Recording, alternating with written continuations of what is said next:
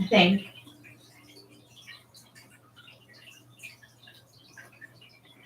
And we'll wait for the reset. Oh, I didn't vote. And now. There we go. Right at 10 seconds to do the 5-second reset.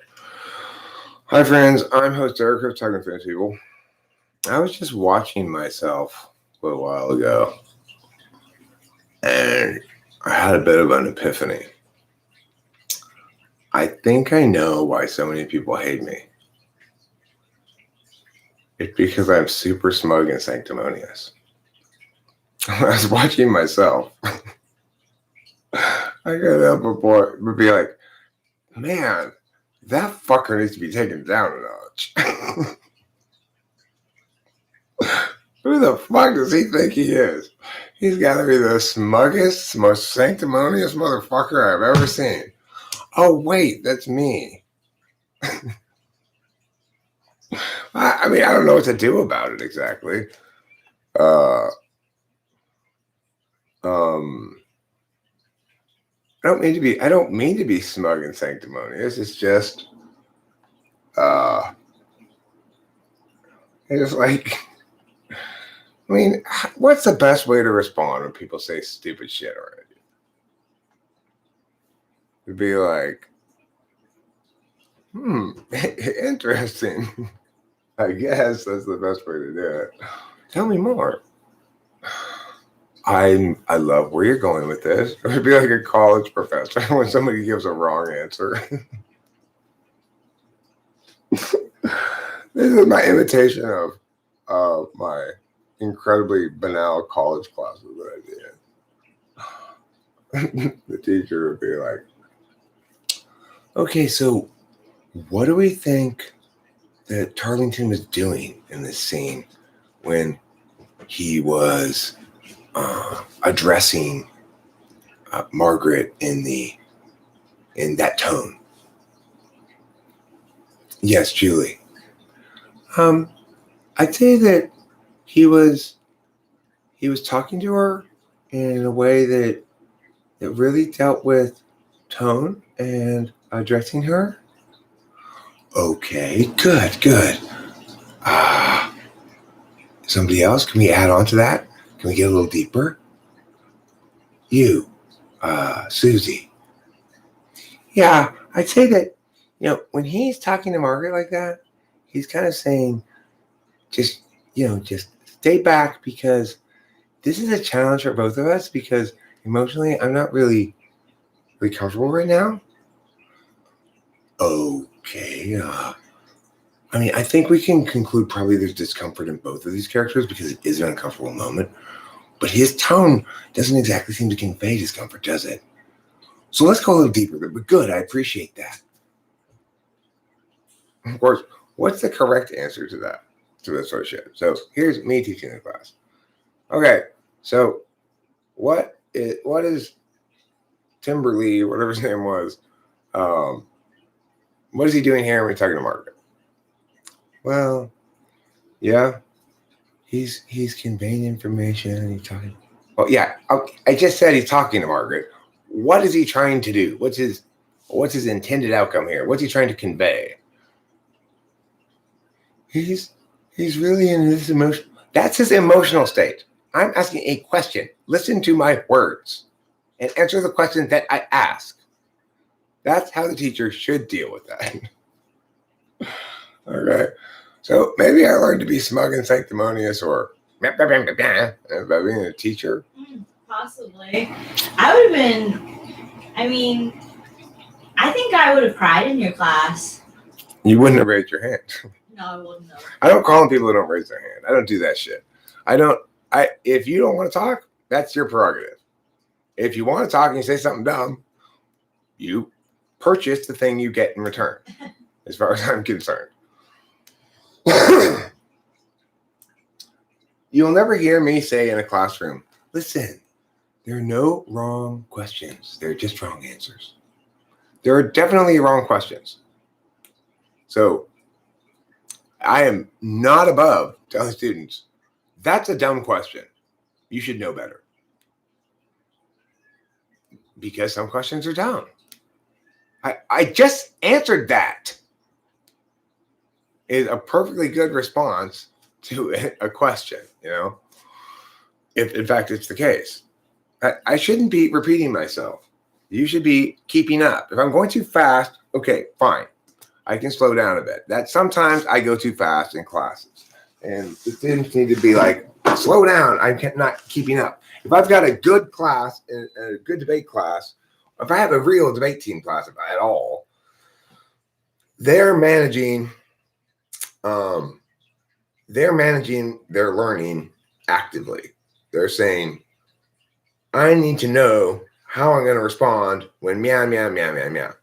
So you need to tell us that. That's your job. And you need to tell it to us in a way that we can render it useful. You need to not waste our time, so definitely don't go too slow.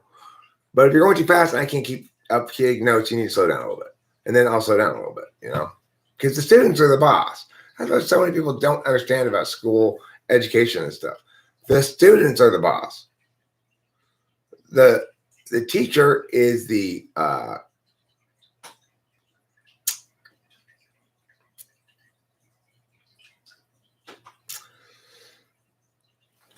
teacher is hired ideally by a group of parents of similar children to accomplish a specific goal for that group of students.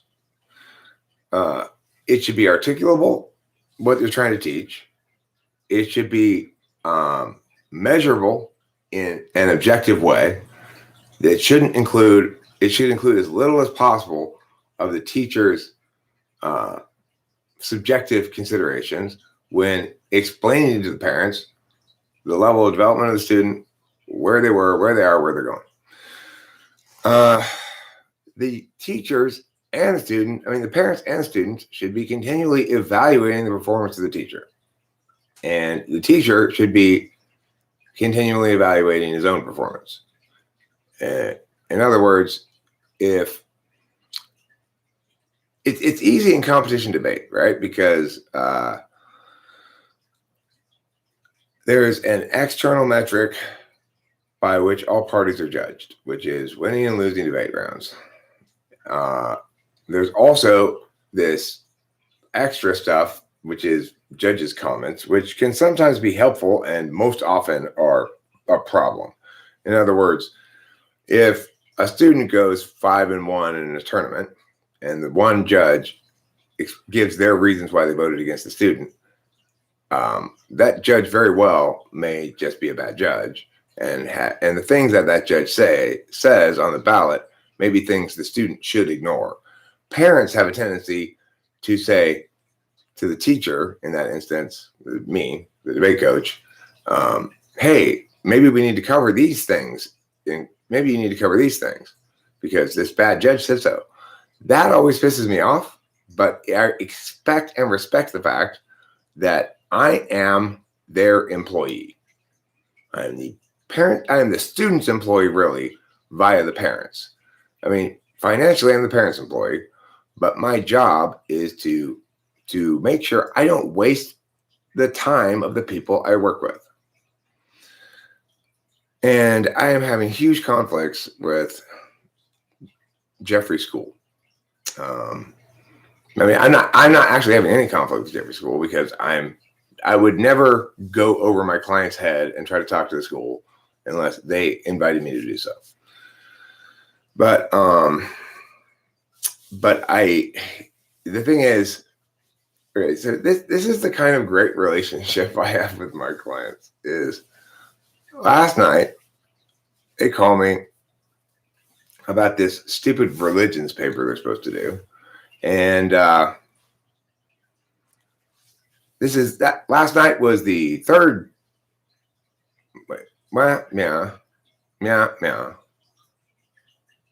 Yeah, it's the third conversation we've had about it. Last night was, which was to say, first they called me and said, "Here's this paper we're going to do." He has to do. I said, "Okay, well, here's a thesis I think would be good to write, because if you write this stuff, it is the most correct, deepest, most successful way to intellectually engage the topic." The thing I presented was admittedly somewhat controversial, as it was more or less critique of Islam, you know. But instead of writing the paper, like he's supposed to, like I said, you know, I gave him like basically a bunch of bullet point things. He should structure it like this and make sure you include these things. Find a piece of evidence that supports this. But he's a debater, so I don't have to hold his hand, right? Like you would a regular kid, a regular high school student writing this paper. I would need to first learn all the debate shit before I could engage with that student like I engage with my current student. The way I engage with my current student is I say, you know, basically, here's the framework, here's the resolution, here's your 3 blocks, or your here's your main blocks. Here's how they link back to the framework. Now write the paper. Okay. Which is, you know, you can't do that with a non-debater. You just can't do it. They don't understand argumentation to begin with. The problem is, guess who else aren't debaters? The teachers. So they don't understand argumentation either. So this morning, well, yeah, let me finish. Let me walk through this story. So that's the first encounter we have with the teacher is what I have with this project is setting him up to write the best paper, as I indicated. And I get a call the next day, not allowed to do that. So what do you mean not allowed? And I drag it out of them because they don't want to admit this to me, that mom made him go ask permission to do this paper before he wrote it. Of all the things, that really was just like, you are undermining me at every turn, woman. Anyway, so sure enough, of course, teacher said no. So he comes back and he says, we have to write about this, one of these packets. And one of them was about the internment camp and the Buddhists there. And he was supposed to write a paper about how the American guards treated the Buddhist Japanese people worse than the non-Buddhist Japanese, and that there was incentive, so to speak, to convert to Christianity in some sense. And so I said, okay, well, let's write this paper. It's a great one to do to still attack the fundamental theme or mechanism that needs to be underlying this paper, which is that the relationship between frames of the religious and the secular is what determines its justice. That just frames afford each its own dominion, and unjust frames subsume one with the other. We can see when the state subsumes religion, as in communism, injustice occurs. When religion subsumes the state, as in Iran or something, injustice occurs. It is therefore morally imperative that governance be distinct from faith. Anyway, so my point in that I set him up with this second paper. I said, okay, you know, here's the framework. Treatment of prisoners is the basic topic. The framework is going to be that one can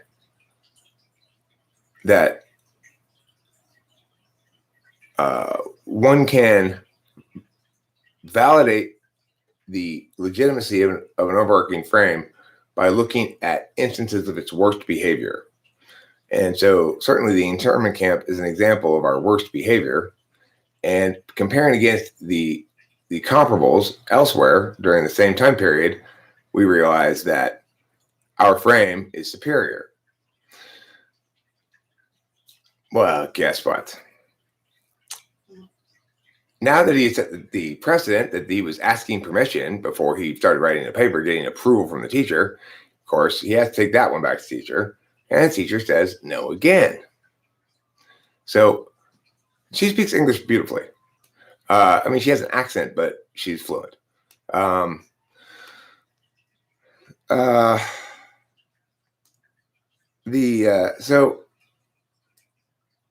So then he comes back to me yesterday, and he's done some prep work on his own for the paper I initially told him was the wrong way to approach it, which is the teachers issued these handouts on a couple of different things. You're supposed to choose one. The one I wanted to choose originally was the Hindu Muslim one, but I wanted to do it from the way I wanted to do it from. The one, then we settled on compromise with the Japanese one. He comes back to me the next day with the Muslim Hindu one, but this time he's on the Hindu side. And I say, okay, to actually argue this from the Hindu side at all, you have to ignore the reality of the thing, which is that the Hindus have suffered much, exponentially more injustice at the hands of the Muslims than vice versa. So I basically, we had a big, it ended with me, screaming, well, he can go fuck himself. There's no fucking way I'm going to, as often our conversations do. Remember, they hired me to be their son's teacher. So it's like, I periodically, after like last night's conversation, I thought, Eric, one of these days they're just going to say, okay, dude, enough. I've had enough of you. And they're going to fire me. It's bound to happen, right? No, nobody can talk to their clients like that without getting fired. Anyway, as soon as I'm done screaming that stuff, what happens? They don't get mad at all, right? They just manage me like this thing that periodically goes like this and then settles back down again, and then periodically goes like this. They never get upset at all. So they transition right to, okay, well, I've got the short story I got to write for English class. Is that one? Help me come up with a basic architecture to work with. It's like, yeah, sure. And then we had a nice calm conversation about that. Okay, so then I'm like, I said, I refuse to help you with this history paper, this religions paper, if you insist on doing it this way. I keep telling you, you are not going to accomplish anything you want to accomplish in life or at all, in any sense of the word, by trying harder to dance to their bullshit tune. You're not going to succeed by making a better bullshit sandwich. That's not the problem. The problem isn't that your bullshit sandwich isn't well made enough. The problem is that it's a bullshit sandwich. So anyway, I said, I won't help you with it. That's it. I'm done. I refuse to. It's immoral of me to help you with this paper. And so guess who calls me this morning? Of course. The phone rings, like, Jeffrey's mom again. Okay. And, I say, hello. And she's like, she basically just started laughing too. And she says, now look, I don't want to piss you off. I said, well, I'm in an extremely calm mood right now. So it's a good time. And I am hopeful, but at the moment I'm calm, and it may very well be the case that by the end of the conversation I'm not, but hopeful that my mood will outweigh reality. And she said that after sending this teacher, so since I wouldn't help them with a thesis, they came up with the thesis that they thought was best going to do the exact shuck and jive that NASA wanted, basically. Okay, so like this, NASA? Assuming that finally this is going to work, you're going to get approval for the paper. He still didn't approve it. Why? Because Jeffrey had phrased it as follows. In regards to this particular incident that we're learning about, which was the Hindus burning down a mosque and then building a Hindu church there, something like that. In regards to this, in some fashions, the Hindu government responded unjustly in favor of the Hindus over the Muslims. And the teacher emailed him back saying, I think this topic is going to raise some questions that you really don't want to get into. And maybe we should come up with a different topic. And so they called me this morning saying,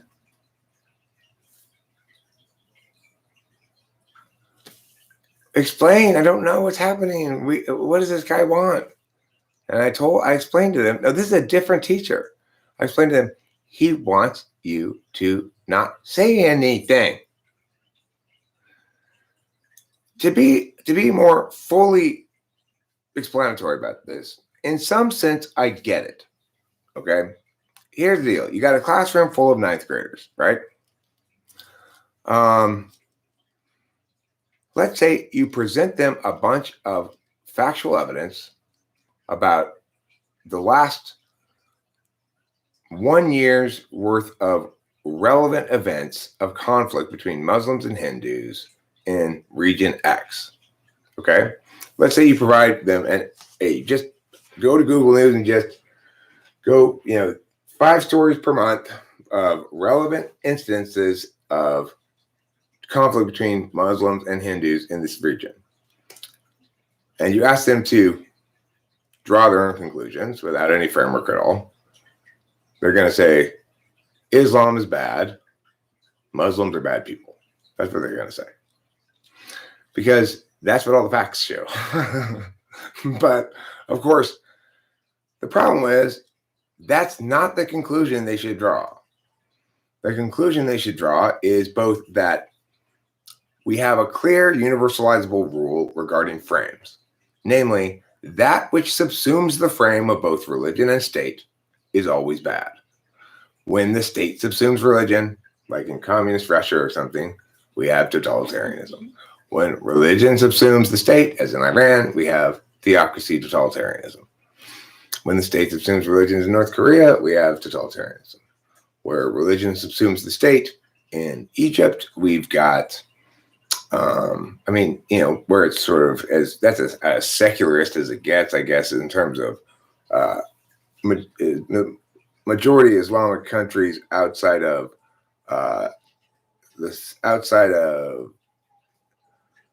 Pacific Islands, I guess. Like there's some like the Philippines is more chill in some ways than the other ones. I'm not exactly sure what all the Muslim nations are, but anyway, the point is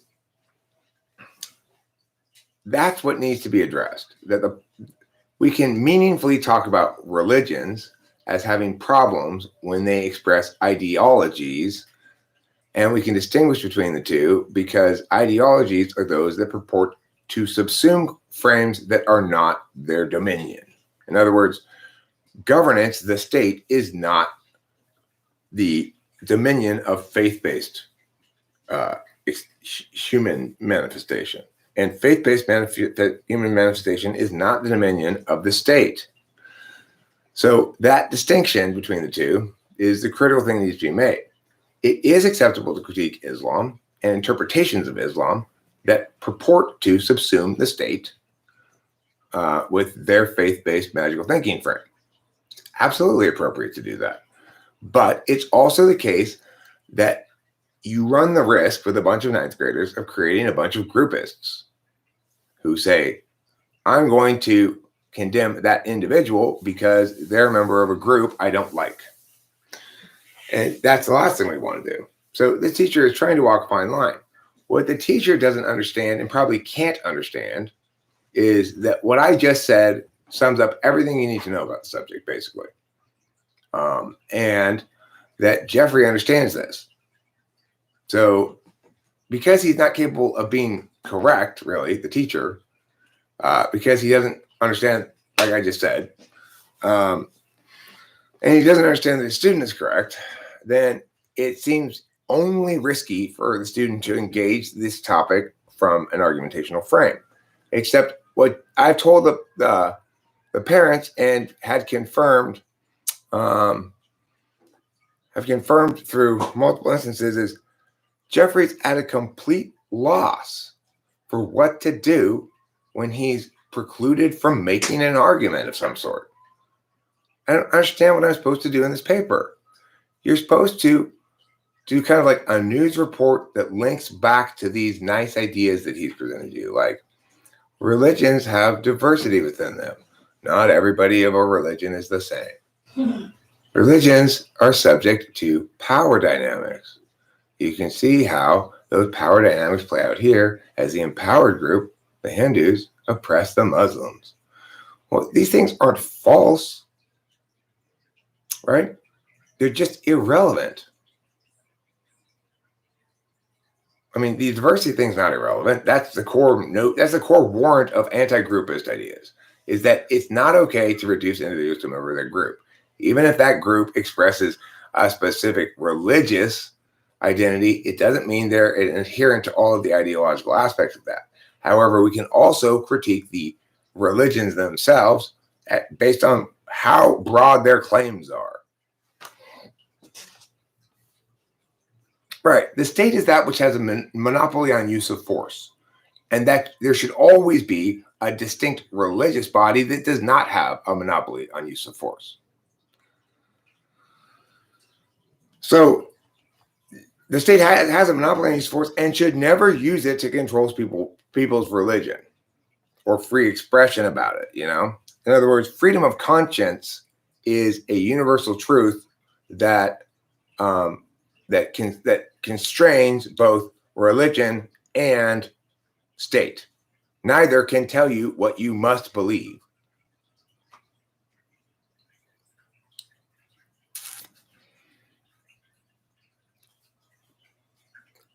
Eric, a close friend of mine asked, how are you able to produce so much content? I'm not trying to. I'm sure if I were trying to produce so much content, I wouldn't be able to.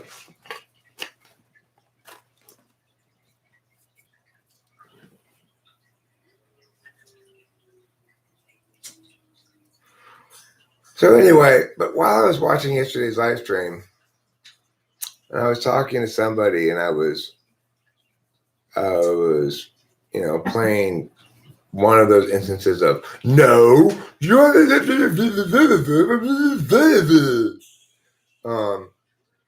I had this little smile on my face. I was like, "Oh, you sanctimonious little fuck!"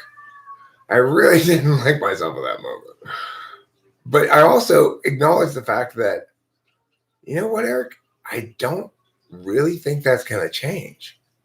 I think that's just kind of who you are. But so in other words, it didn't actually like harm my self-esteem at all, but I do feel like I understand a lot better why so many people hate me.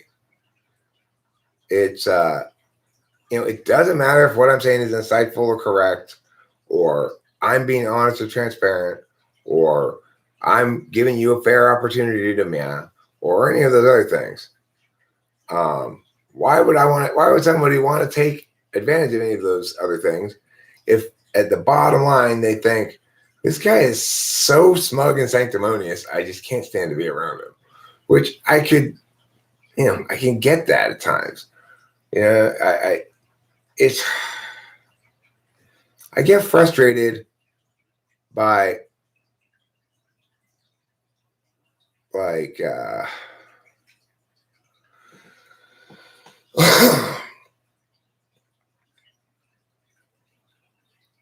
I guess continuing to respond to the same kinds of wrongness over and over again.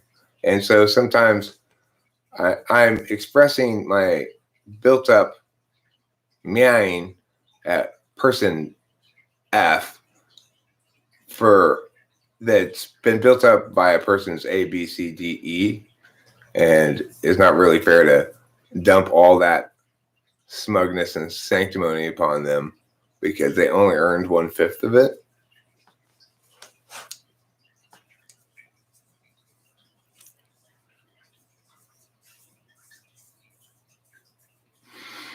The thing is, this is why you could also call this video the age of the meta-analyst. My point is, I mean, I realize it periodically, and then I forget it right away. It doesn't bother me for very long. I realize it periodically when I'm watching my videos. It's a lot harder for me to be objective about how I play than to be objective about how somebody else plays. So if you show me a video of somebody talking and ask me, how do you think this guy plays to viewers? I say, well, he probably plays either like nah, or like nah, depending. How often do I watch my live streams? I'll watch parts of ones that I think are good. That I think after I'm done watching them, making them, that I thought, oh, I bet that was a good one. If I felt like I was probably on. Sometimes I'm a little disappointed. Like there was one the other night that I thought I was really on, and afterwards I was listening to it and I was just up, not really on. There's a lot of energy, and the I guess vibe part was right, but what I was actually saying was a little lacking in snap. So I mean, I'm a pretty stern critic of my own work, I guess. I also have fairly low expectations of myself. Like I know that I'm going to necessarily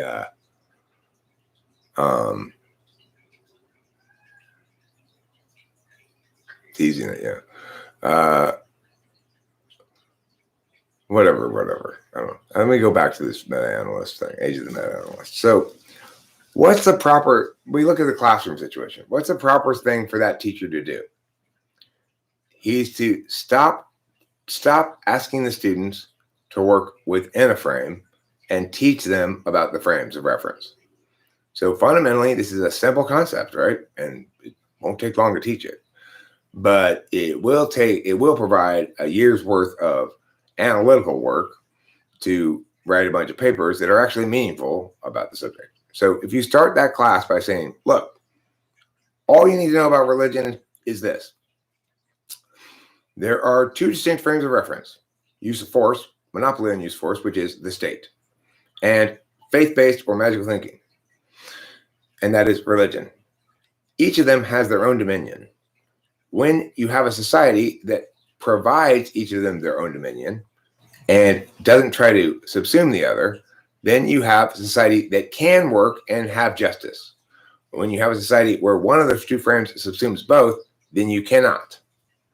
This is a universal rule because freedom of conscience is upheld inherently by the notion that one ought to be able to express one's faith as one wishes. If, in fact, your individual power of freedom of conscience is subsumed by either the state or religion, then you are being oppressed. If, of course, the only way that either can subsume you, can try to control your freedom of conscience, is if it already has subsumed the other. If the state hasn't subsumed religion, it's conceded your freedom of conscience. If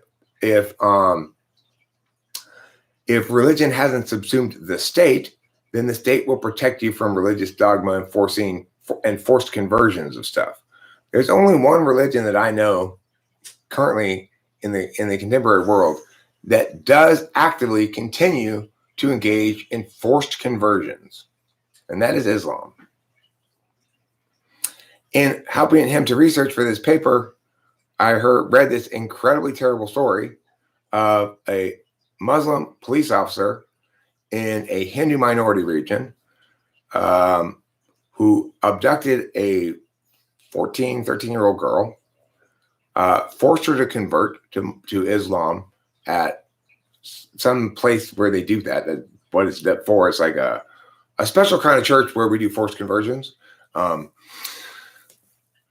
Changed her name to Maria, married her, and stayed in hiding for a month, such that once the marriage certificate is declared, the marriage was legal and no one could do anything about it. And now she's his. There's only one religion that does shit like that, and that's Islam. It's like, that's a simple fact. There's no way in how we should scramble to avoid that simple fact. No matter how much it makes us feel uncomfortable that maybe people are going to be groupist against Muslims. You shouldn't be groupist against Muslims. What does that mean, to be groupist against Muslims? It means you encounter an actual person who's Muslim and you conclude that they are bad. Historically, it was more than just Islam that did forced conversions. Back in a period of human barbarism, it was not uncommon. Christianity was guilty of it. I'm sure a lot of other things were guilty of it. But that's why I made my claim very specific. In the modern world, only one religion engages in forced conversions. Only one religion retains the barbarism of pre-Enlightenment thinking. And that's a fact, right? What are you going to do about that fact? Accuse me of Islamophobia? I mean, I oppose 30-year-old men abducting 14-year-old girls and by process of law attaining functional ownership of them thereafter. Don't you?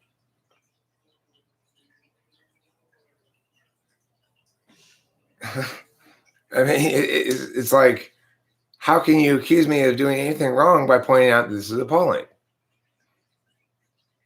Well, we know it's appalling, Eric, but that's not the mainstream Muslim. Okay. What about the fact that the vast majority of people in Egypt, including the massive number who protested in favor of this, supported the extradition of a filmmaker who made a video that made fun of Muhammad, extraditing that man to Egypt to be put to death for it? Well, that doesn't represent the average. Well, no, it does represent the average Muslim. We had an entire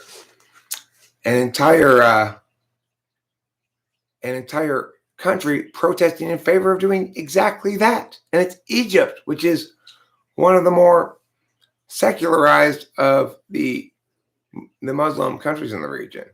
Don't Hindus do forced marriage? I have no idea. If they do, then I condemn that as well.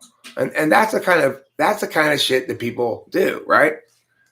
They're so accustomed to themselves being groupist that they assume I'm making a pro-Hindu argument when I'm critiquing Islam. I'm critiquing, and that's why it's so important we do the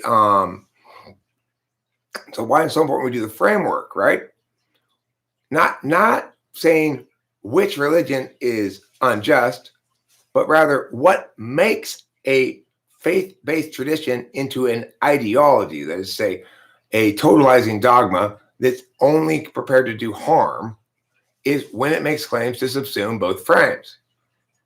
So even if you can find places in the Bible where Christianity attempts to subsume both frames, you can't find examples of it in the modern world where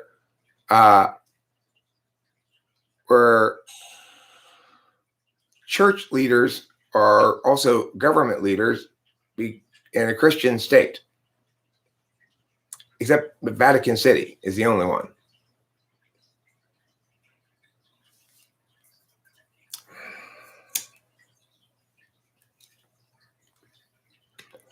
Raphael, I'm going to remove this even though it's funny.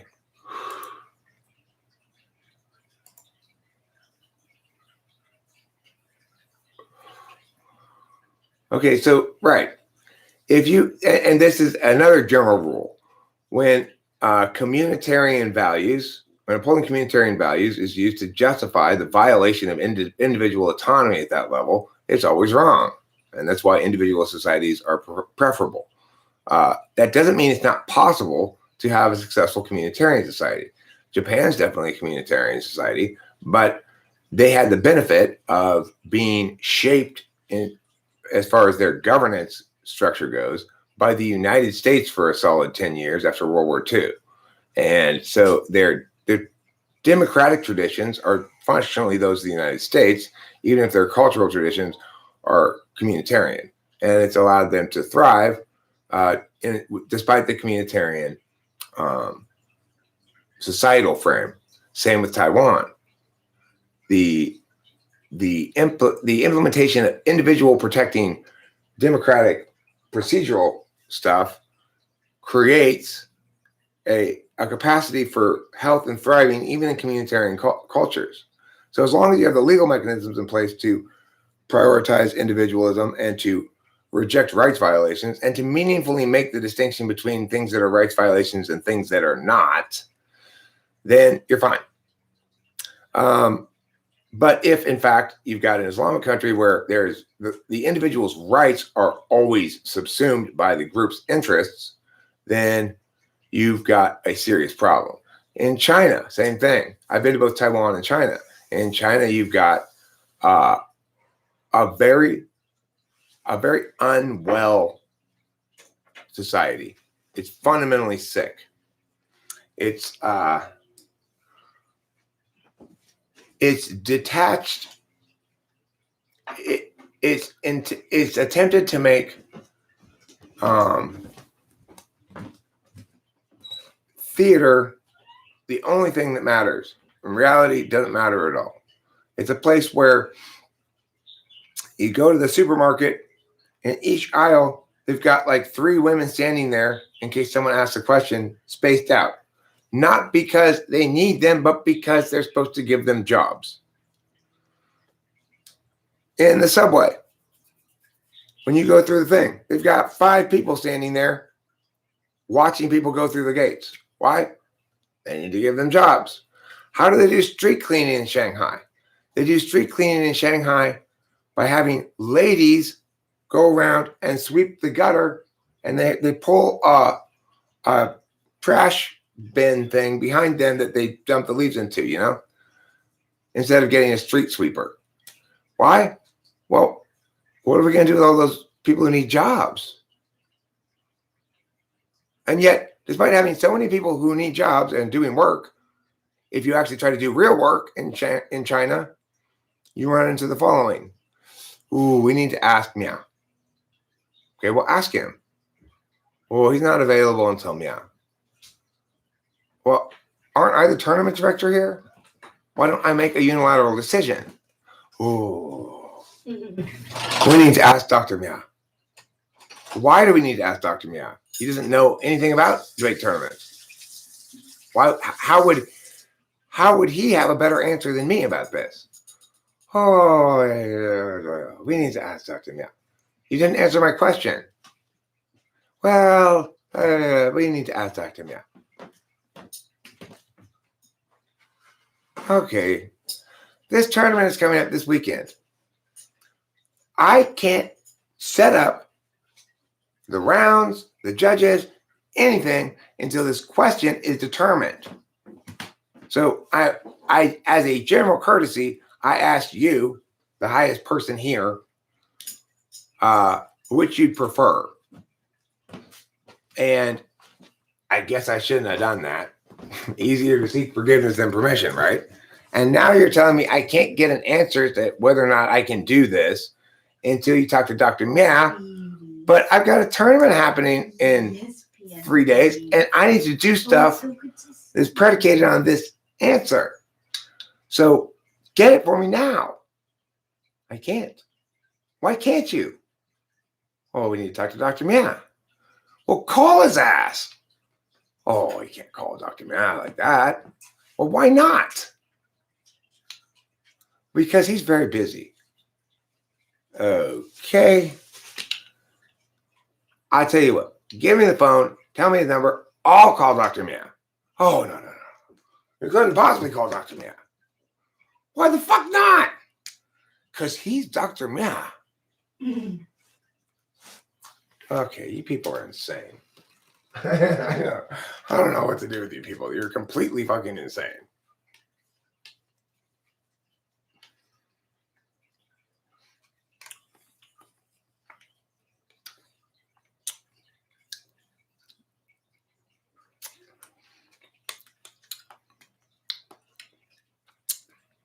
The contrast between China and Taiwan is stunning. Taiwan, I say this great little boutique hotel, and just down the street there was this lovely bar that it's like like a nice Western bar in kind of a old town area.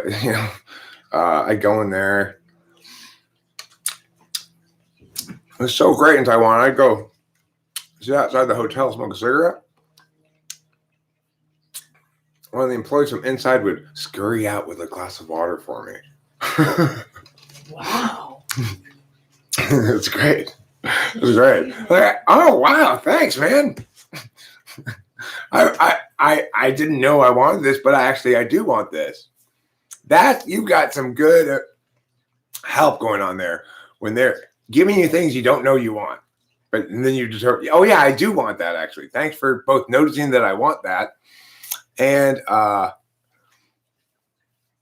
providing it for me. It was beautiful in Taiwan.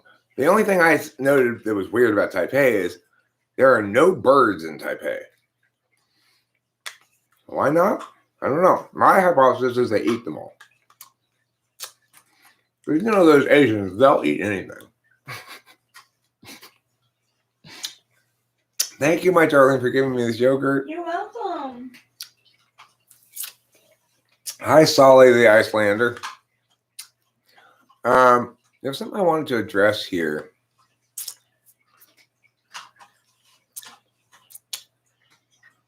Are there concentration camps in China? Okay, so there's this ethnic minority group of Muslims in China called the Uyghurs. And in fact, this is another one that I suggested to them. Okay, fine.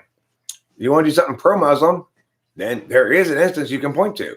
Talk about the Uyghurs. Talk about the fact that the Chinese government is functionally committing genocide against the Uyghurs and is committing cultural genocide against the Tibetans.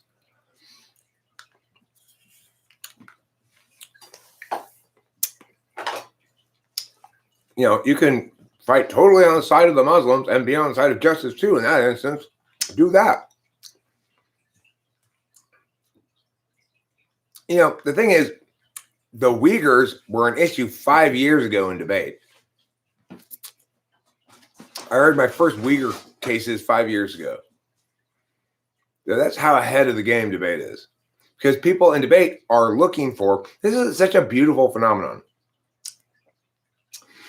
Nobody in debate cares about the Uyghurs. People in debate care about finding an obscure, relevant, topical thing that they can successfully use to win debates. Mm-hmm. And that's what the Uyghurs provided them. And so in debate, as soon as the Uyghurs had a legitimate case, it was being used to win arguments in debate. How do you see so ahead of the curve on all this shit, Eric? Well, that's why, because if something's going on in the world that's relevant to topics the debate talks about, someone's going to use it.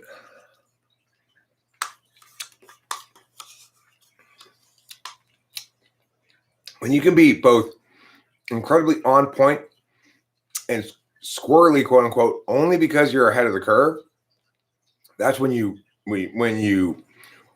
shock people and win a tournament because nobody was aware of that shit. And until the later rounds, and they start prepping for it, and it's too late because you switch cases.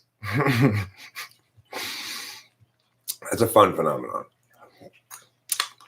It's like, look, let's run Uyghurs the first 3 rounds. Nobody's ever going to heard of it. And then round 4, we'll switch to our regular case because they'll prep for it by then. Like somebody did that at some point, and then people started talking about Uyghurs in debate.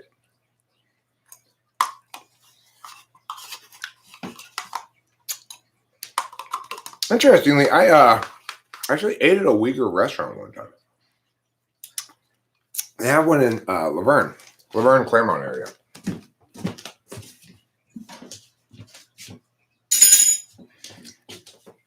You know what I said as I was eating there?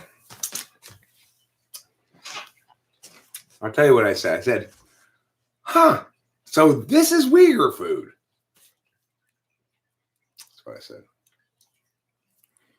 Just basically similar to Chinese food.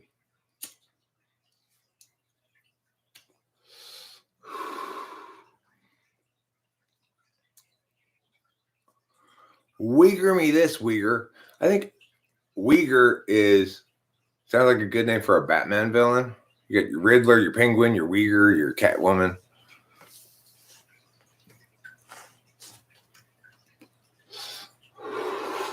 How many Uyghurs does it take to screw in a light bulb? It's a trick question. They're all locked in the concentration camp. There are no light bulbs. Just death and suffering.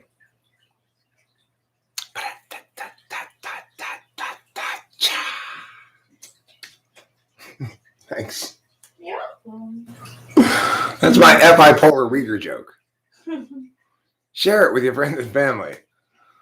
How many Uyghurs does it take to screw in a light bulb? Trick question. There are no light bulbs in the concentration camp.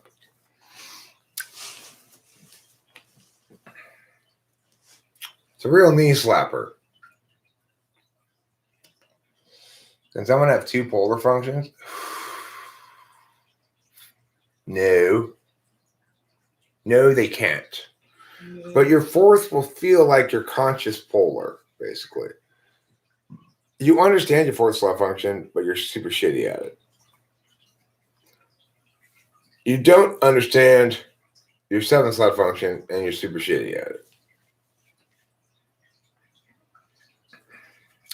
It is possible to be blind and deaf. So if you're talking about a physical analogy, one would assume that it must be possible to be blind in more than one way intentionally. But any example of somebody who's blind in more than one way intentionally is an example of somebody who has something wrong with them. There's some sort of damage, mental disorder, or disability if they are blind in two areas. So the main problem with the Uyghurs is you can't spell it. I agree. It should be Weeger, Uyghur. Instead, listen to how they spell it. Uyghurs? That doesn't say Uyghurs.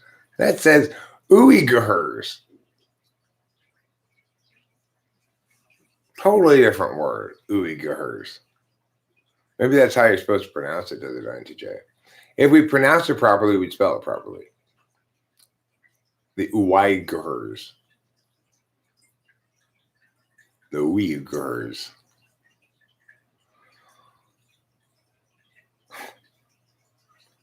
I imagine them all sitting around deciding to name their tribe. And some ENTP goes, let's call ourselves UYGHURS, the Uyghurs. That's a joke. Everyone goes, I like it. I like it a lot. We're the Uyghurs. Guys, I was joking. Are we actually the Uyghurs? That's what I get. I totally deserve that. I should have given him an honest name. I wanted to call us Throbber. How's Throbber doing in the poll? Let's find out. Today's poll, I really enjoyed today's poll. It's a brain teaser. It's a twister, you might say. A brain twister. It asks the following. New laws force you to pick your newborn son from this list. Which name do you choose? Miracle, Isthmus, Super Duper Paul, Secretariat, or Throbber? Throbber's got a surprising 8%. Secretariat's having an off day. I would have chosen Super Duper Paul, I think.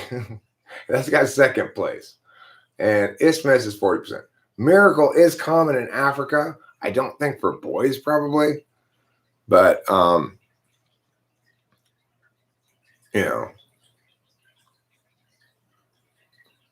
Splendid Thunder. I had a girl in China. In China, the students, when they're working with an American teacher, they have American name. And this girl told me her American name was Thunder. I said, that's fucking awesome. Your name's Thunder. Wow.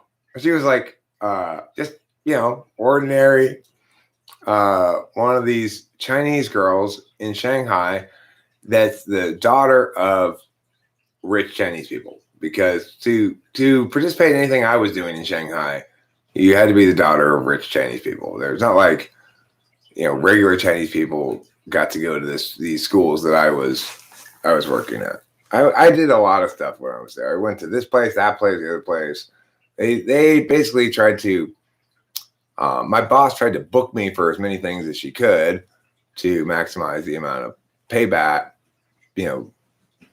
money coming back to make that more than the money it was costing. Because it cost a lot, obviously, to send me and my assistant to Shanghai for 3 months. Eric, my NI4 is a literal blind spot, but only in a particular way. Using it to direct action overshadowed by SC presume. It is not a blind spot in terms of knowing object agent. No, your NI4 spot is not a blind spot at all. It's a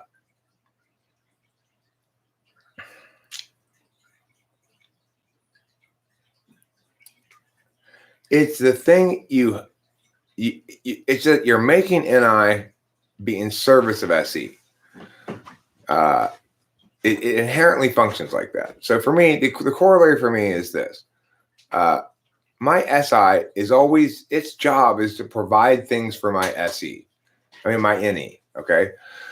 So if I want to make up a story on the fly, I'll grab some random details from random memories and build off of that. That's an example of me using SI to feed NE. This answer is an example of me using SI. SI is constantly playing the same role in its relationship with NE, which is I'm remembering what I already know about this, what I've said before, and what's consistent with what I already understand about it.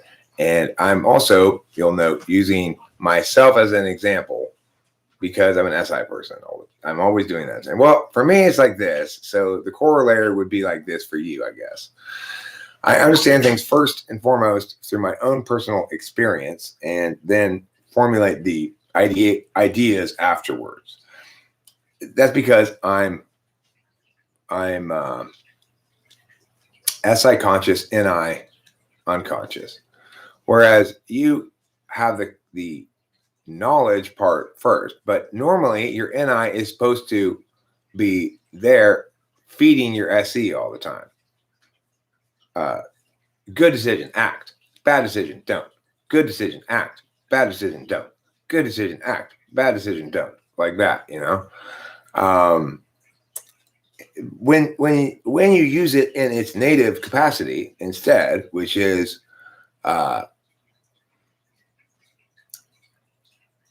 say to divorce it from SE, then you're about as good at it as I am at taking baths. Which is to say, you're not using it often enough to attain the status good hygiene. Okay? So it's like, when I take a bath, it's not necessarily I'm bathing poorly. When I brush my teeth, I do a thorough job of it. But nobody could accuse me of having generally good hygiene. Because I brush my teeth intermittently. I bathe intermittently. I never put on deodorant anymore. I don't know why I stopped doing that. I just know going out, so why bother, right? I try to remember to wash my hands sometimes. And I'm just kind of gross, It's not that I'm not capable of doing that kind of SI. It's just I don't do enough of it to attain overarching good results from a third party's perspective.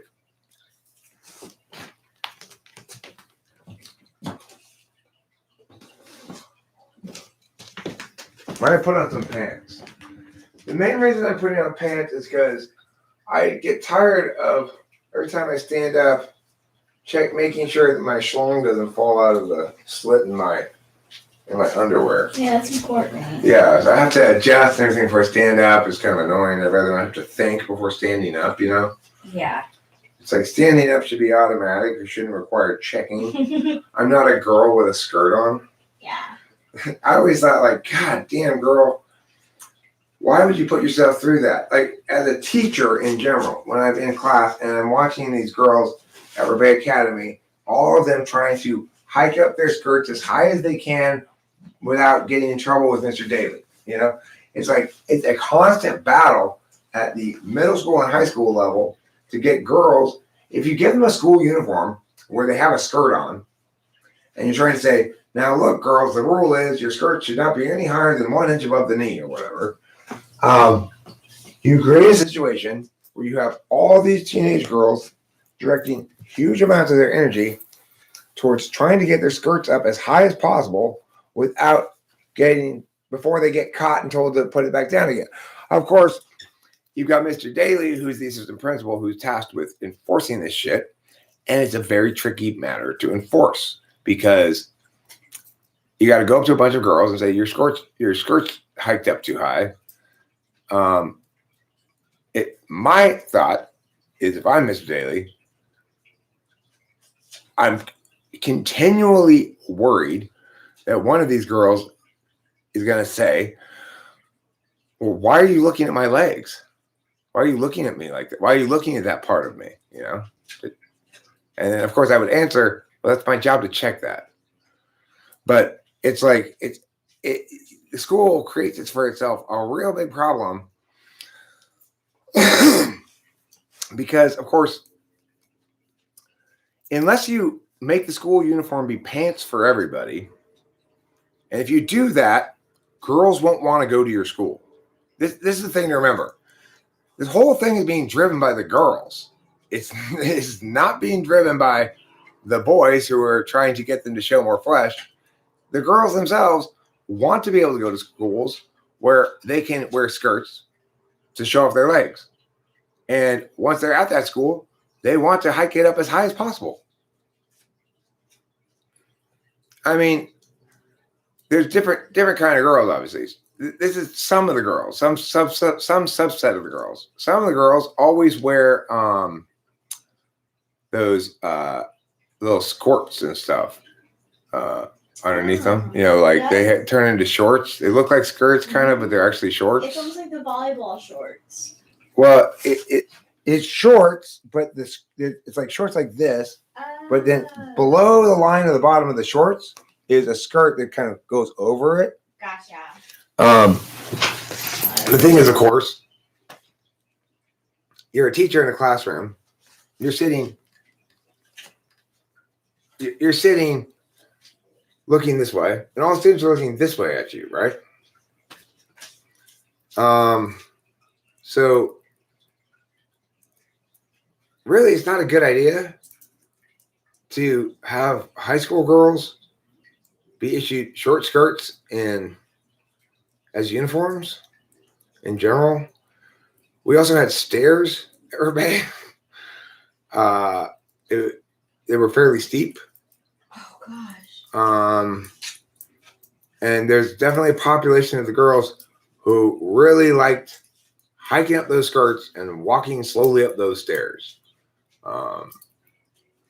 And it's like the only solution I see, well, I mean, first of all, I oppose everybody going to a place to go to school anyway.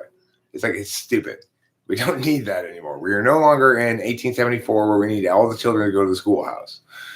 But I also fully oppose the idea of compulsory education that's via the accreditation approach that's currently used, where schools have to basically meet certain standards to be accredited as actual schools, but the standards that they're being held to, I mean, basically it's the same thing it always turns into, which is you've got education, real education. All the TE is done by the teacher. Okay. Fake education, all the TE is done by everybody else trying to TE the system as a whole and control the teachers accordingly and stuff and standardize shit. So the best scenario is one in which you have free market education and the internet. And, it's like you've got a lot of people who have interests as children. Instead of being allowed to pursue those interests and learn what's relevant to those interests and become a master craftsman and that sort of thing, whatever it is, they're compelled to take this generalized education program that is deprecated. I mean, the whole concept of it is deprecated. So, and the way that we structure it with each teacher having their own little fiefdom and no real accountability, because what do the administrators care about? Parent complaint. What do the teachers care about? Generally, the students doing things the way that the teacher wants and not getting parent complaint. And what does nobody care about? Educational outcomes, except insofar as they link to parent perception, client perception, or whatever. And the only kinds of metrics we have to compare performance of schools are standardized tests that are more about what kind of students you get than what kind of school you are. So it's a nightmare. It's an absolute nightmare. If you insisted that we have everybody go to schools together or whatever and take some sort of generalized education first, that generalized education needs to be purely framework. In other words, look, here's where you are in life. You're a child and you need to learn things in order to, when you emerge into adulthood, to be able to make good decisions and have some skills and so forth. But there's no centrally available way for us to individuate education to each of you as it needs to be. You're going to have to start to take ownership of your own education in a number of ways. And we're the central body that facilitates parents and students in finding educational solutions that are individuated to their students. Something like that, because what you have right now is you have a situation where Jeffrey's parents have their kid at a very expensive private school. And they do that because they want him to have the advantage of having graduated from that school when it comes to applying to colleges. They're aware of the fact that the school is not teaching him anything, at least in certain subjects. I don't talk to them about their experience with the math and the science part of that school because I don't do math and science stuff. So I don't know how satisfied they are with that or not. But the point is, they're aware of the fact that the school is not teaching so much as it is assigning with high standards. And as a consequence, they have to hire actual teachers to teach their kids the things that the high standards and assignments expect the kids to know. So if I'm an English teacher and I'm assigning an assignment about read this book and write a paper on it, and I give you a handout that says a list of a bunch of literary terms that you're supposed to incorporate into your analysis, what's missing? What's missing is the part where the teacher teaches the students about all those literary terms, what they mean, how to use them properly, how to use them improperly. Instead, the teacher relies upon them teaching themselves that from the internet, presumably, and then corrects them when they use the words in ways that she doesn't like. So, that in some sense, I guess, outsourcing the education part to the student themselves is not inherently awful if what you're giving them is something that can be easily Googled, such as a bunch of literary terms. But what about grammar? It's the same way with grammar. And she's not teaching them the grammar. She's telling them what they're going to be tested on, and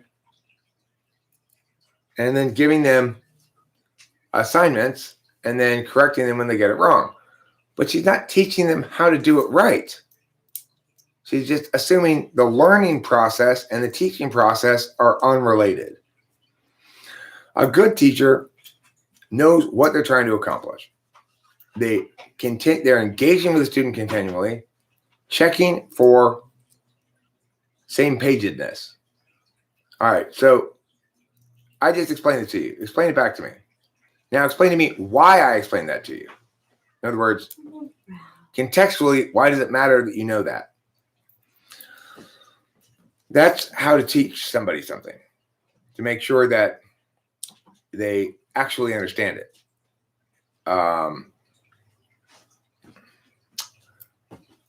But you are not capable of judging that.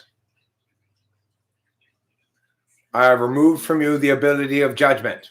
You lost it. I'm sorry. I gave you a warning. You were on timeout. Now you've lost the ability to judge. It has been removed for you forever. Rachel, please keep in mind, make a note of it. Genexial is no longer allowed to judge. Noted. No more judgments.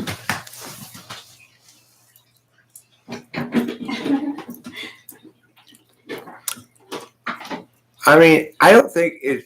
I will agree with Legends Fall here, Genexial. I don't think it's fair to say that he has insane political theories. I think it's fair to say that he has a tendency to embrace his knowledge as a conclusion, even when he knows he can't deliberate it all the way out. And I say that's a bad habit. I wouldn't call that an insane political theory in general. It's not insane to think that an election might be tampered with. It's what I'm saying is, my critique of Legends Fall is this. It's as simple as don't present what you know as what I should know until you can prove it in a way that's satisfactory to me, which is the strictest level of the strictest standard of evidence. In other words, I don't make a claim unless I already know completely that I can and will win the argument. And I would advise anybody to take that same approach. But that is not the same thing as saying he has insane political theories. Okay? Can one say that any has the potential to drive SI? I mean, well, look, an SI dominant works the other way, right? So for me, SI is always providing past knowledge that I use to build off of with my extroverted intuition. If an SI dom says it, then an SI dom, the equivalent would be, I guess they're occasionally coming up with new ideas to disrupt their ongoing memory revisiting. So in other words, like SI DOMs, a lot of the time in their head is this. Okay, don't forget, I've got this at 4 o'clock and I've got this at 2 o'clock.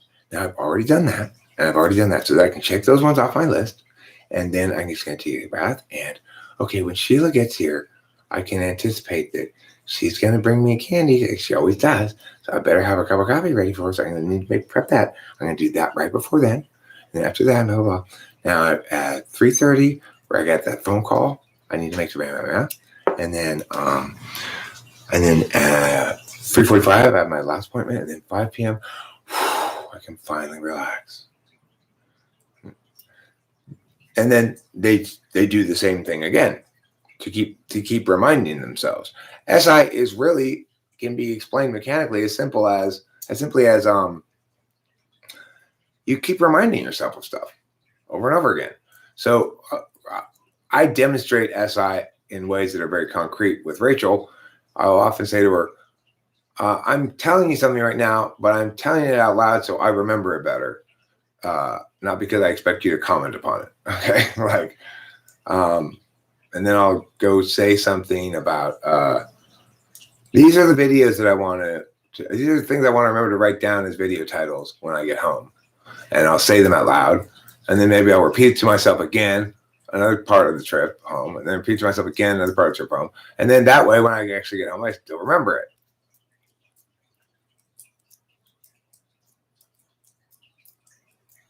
Okay. I stand corrected, Legends Fall. It's true that you did not say he was not allowed to judge it. You said he was not capable of judging it. So I would say that the capacity question comes before the permission question, which is to say, for those who lack the capacity, permission is irrelevant. So functionally, it's as though he's not allowed to. But I agree. Okay, I admit that's a stretch. I'm really grasping at straws argumentationally there. You're right. Capacity and permission are not the same thing. And I pulled a switcheroo on you, didn't I? And you caught me. I just tried to pull a switcheroo on Legends Fall. Fortunately, he caught me because I don't like pulling switcheroos. I hate it when people try to pull switcheroos on me. It makes me want to punch them in the face. I did not say that. You changed my words. It's something that I will often get very meow about. And then, of course, I just did it right there. I just did exactly the thing I say people should not do. And I get pissed off when people do it to me. And this links back to the title. Boy, that guy is smug and sanctimonious. When really, I'm just as susceptible as anybody to making mistakes. But I guess probably part of the reason why I seem smug and sanctimonious is that I am awfully comfortable with myself. Like, I'm really comfortable in my own skin at this point in my life. And I know this because there were plenty of times in my life when I was not. I mean, most of my life, I've not been comfortable in my own skin. I've not understood how to be Eric in a way that's both safe and authentic.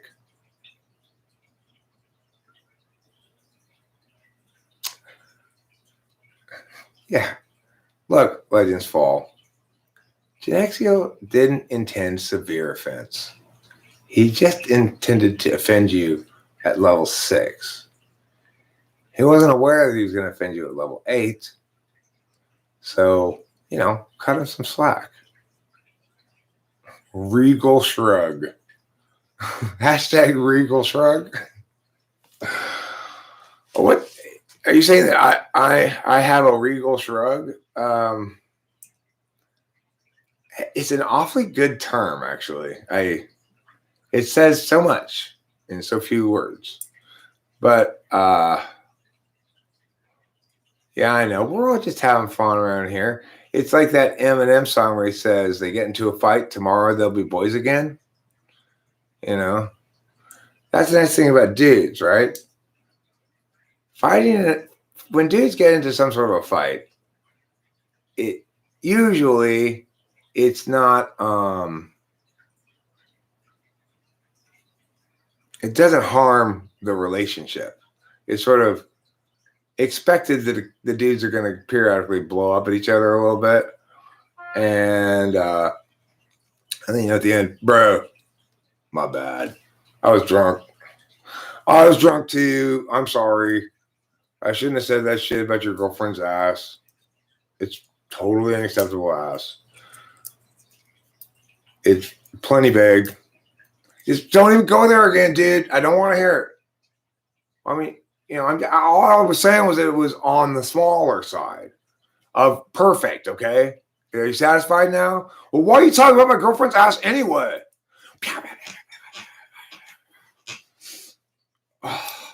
Dude, we did it again. Bro, hug it out. I'm sorry, bro. I'm sorry.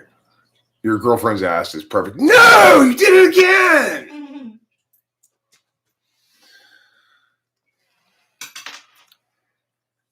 I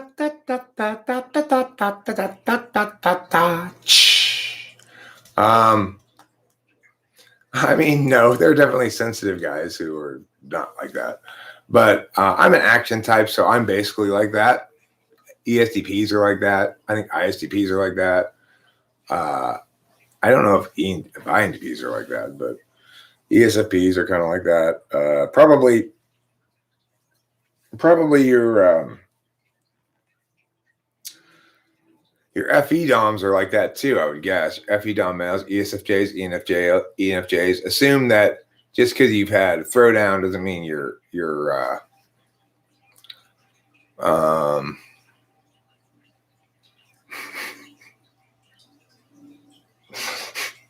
I'm sorry I said that about your girlfriend's boyfriend, bro. I was drunk. You know that. You know how I get when I'm drunk. Well, then maybe you shouldn't get so drunk. Because that girlfriend's boyfriend is me. I didn't know, bro. I didn't know that your girlfriend's boyfriend was you. I never would have said that if I had known that your girlfriend's boyfriend was you. I thought it was somebody else. I thought it was, because, like 6 guys are hitting that shit, right? Oh, you didn't know? Oh, I'm sorry, man. I did not know.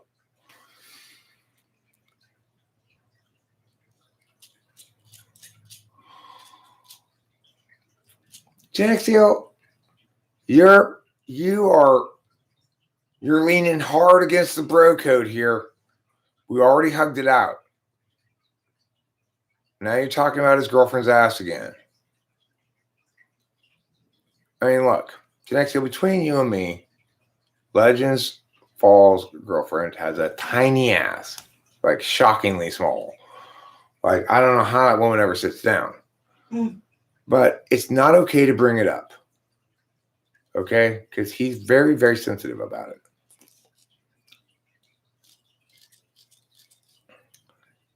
I mean, I feel bad for her because I see them riding around in his truck and he's always blasting, I like big butts and I cannot lie. And it's just like, oh my God, dude. Think about your girlfriend's feelings. She recently got a letter from the Guinness Book of World Records saying, sorry, yours is not the smallest ass in the world, but close. Good try.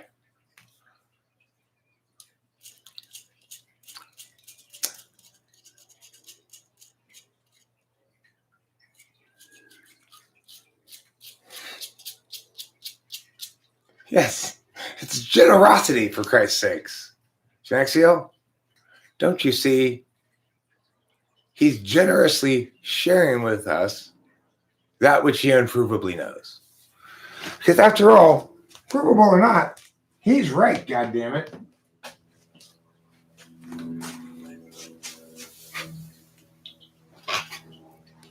I'm enjoying this ESTP, ISTP fight.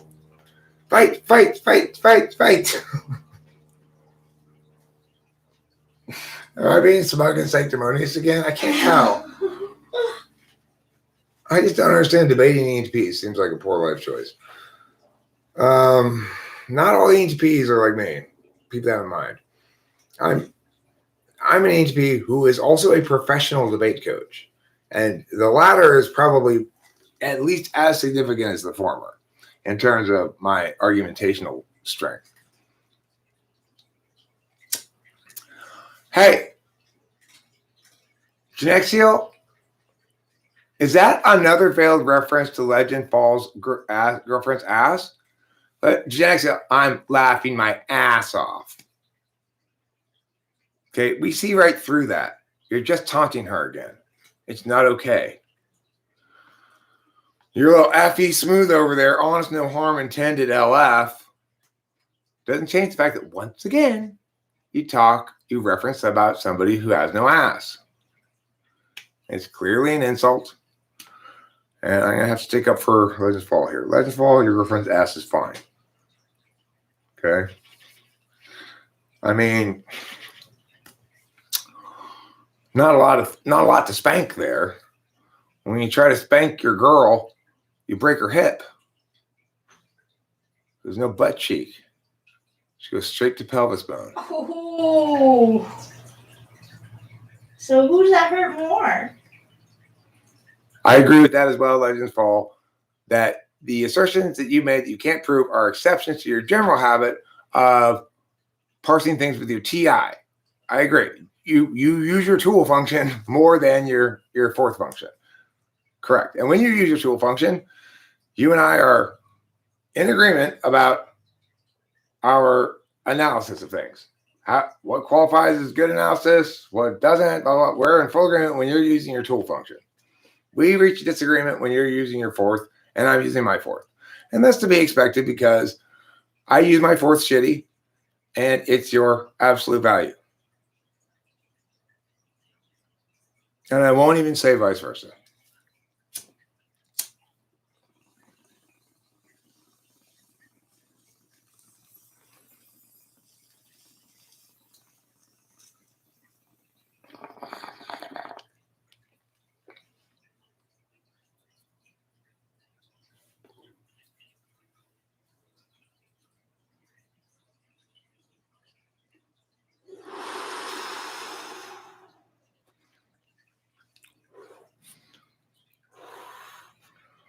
Well, see, this thing, Legends Fall hasn't talked about it publicly before, and I may be kind of outing some of our private conversation, but Legends Fall's girlfriend suffers from the same disorder that Hank Hill suffered from in King of the Hill, which is inadequate butt cheek depth. And he had to have a prosthetic butt put on because it started to hurt his lower back. Eric, if you're allowed to only use 3 words for the rest of your life, what would they be?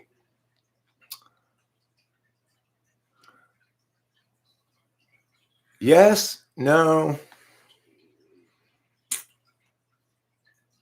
and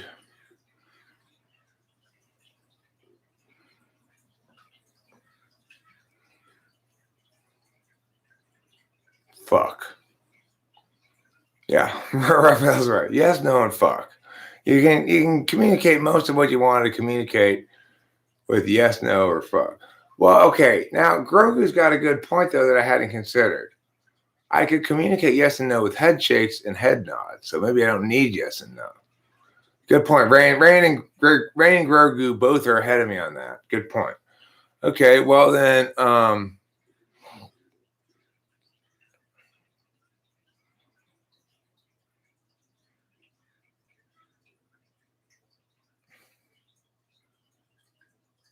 I guess it would be announced, or it would be declare and query. Declare, query, and fuck to express frustration. At least I need one word to express frustration. If I say, declare, it means I have a statement to make, and you need to figure out what I'm trying to say. If I say query, it means I have a question, and you need to figure out what I'm trying to ask you. If I say fuck, it means you're getting it wrong. How about that? Oh, is that how it works? It might be. Legends Fall, you're right. That might very well be the case. That when I'm using SI, I often should be using NI, and when you're using NI, you often should be using SI. That's not a notion I had considered before, but it certainly sounds plausible. Ask evolution. Why do we have butt cheeks? We see, back when people were hunter and gatherers, when all the evolution happened, there was a strategic advantage to people with larger butt cheeks because when they were attacked by saber-toothed tigers from behind, like a lizard, they could release part of their tail and still survive. That's why humans have butt cheeks. Thanks, Jordan Peterson.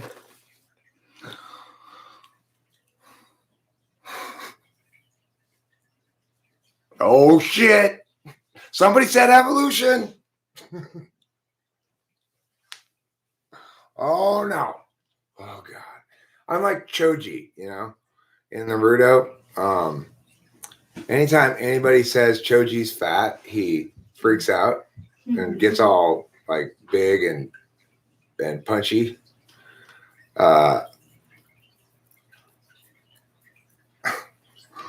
Nobody says evolution on me.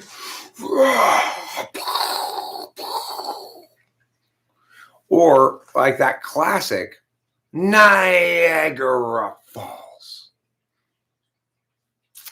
Who here is familiar with Niagara Falls? The comedy bit by the old-timey comedy troupe. No. Yeah, there's an old-timey comedy troupe. May have been Abbott and Costello. May have been something else like that. They did Niagara Falls.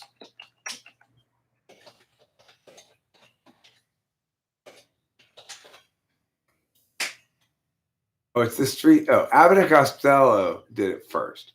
I'm pretty sure this is public domain, so I can play the audio.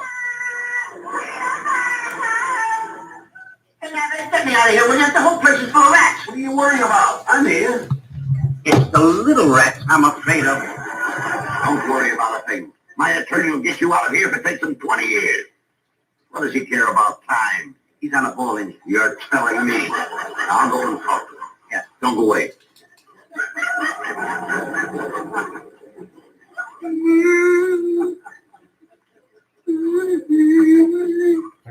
Not good audio. Hi, partner. Oh, were you addressing me? Thank you, sir. Thank you. Those are the first kind words I've heard in years. You see, sir, I wasn't always a dirty, filthy, scurvy bum like you. Mine is rather a sad story. Would you like to hear it? Oh, sir. Well, and I'll tell it to you. You see, it began many years ago when I was just a little boy. My father gave me the benefit of a good education. 14 years of grade school, preparatory school, college, and UCLA. Did you go to school, sir? Oh, yes, sir. You passed your examinations? No, sir. But I was first on the list of those who failed. Childhood. Well, then I met her. She was young, she was beautiful, she was desirable. Well, she was wonderful. She was like a flower blooming fragrantly in the garden of youth. And then one day, God in his infinite mercy smiled down on us, a little bundle of pink and white, a baby boy. I worked harder than ever, and then one day... A little baby boy? Yes. A little bit of one? A little boy. What, do you have blue eyes? Yes. And brown hair? Yes. What's he, a little fat fella? Yes. Daddy. Now, get good. My boy, I worked day and night, and then one day, he came into my life. He was an actor, broken in health and spirit. I took him into my home. I said, make my home your home. And he did. Oh, yes, I was a fool. But one day when I returned from my work, as was my wont, I called to her, Mary, Mary. Strangely, there was no answer. Mary. She was out. Mary. Mary. Mary. Mary. Mary.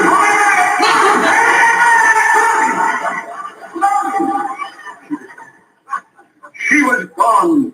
My wife, my baby, and the stranger. They were gone. What are you laughing at? Then began a search that lasted for years. I was only 21 days behind them as they boarded the United Fruit Line steamer for Buenos Aires. 15 days at Rio de Janeiro. 5 days at the island of Madagascar. 2.5 days at the Cape of Good Hope. 7 hours at Port Said, and then one day at the gates of Calcutta, I found him. I was just about to pounce upon him, just about to tear him limb from limb, when my weakened condition, aggravated by the pitiless rays of the tropical sun, well, it just proved too great an obstacle. I sank in the heap in the sand, and when I regained consciousness, he was gone. Then we began a search all through the capitals of Europe, Rome, Milan, Paris, Moscow, Berlin, across the Channel to London, then across the Atlantic and back to America, New York, Pittsburgh, Chicago, Milwaukee, Patterson, and then Niagara Falls.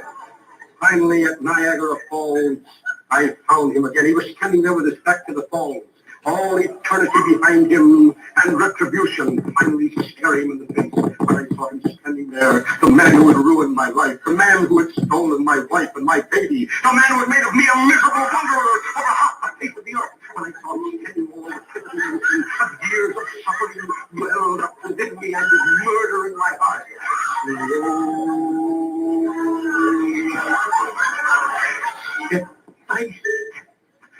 Step by step, I crept upon him, and when I felt his hot breath on my cheek, I struck.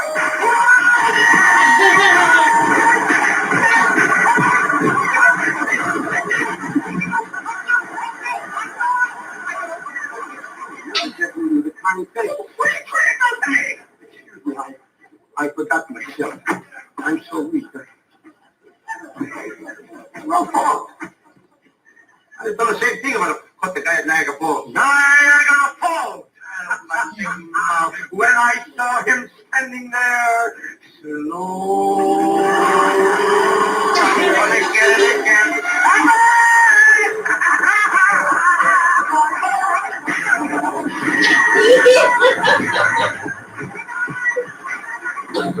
So the joke is basically that every time somebody says Niagara Falls, this guy goes through this thing where he goes, Niagara Falls. Slowly I turn, step by step, until I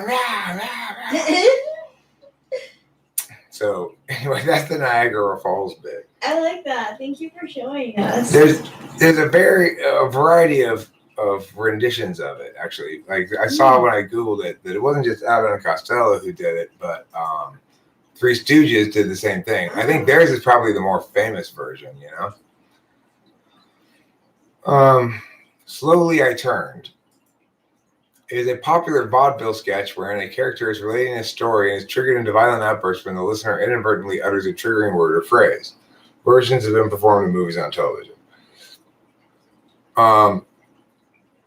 Niagara Falls is one of the famous ones by the Three Stooges and Abbott and Costello.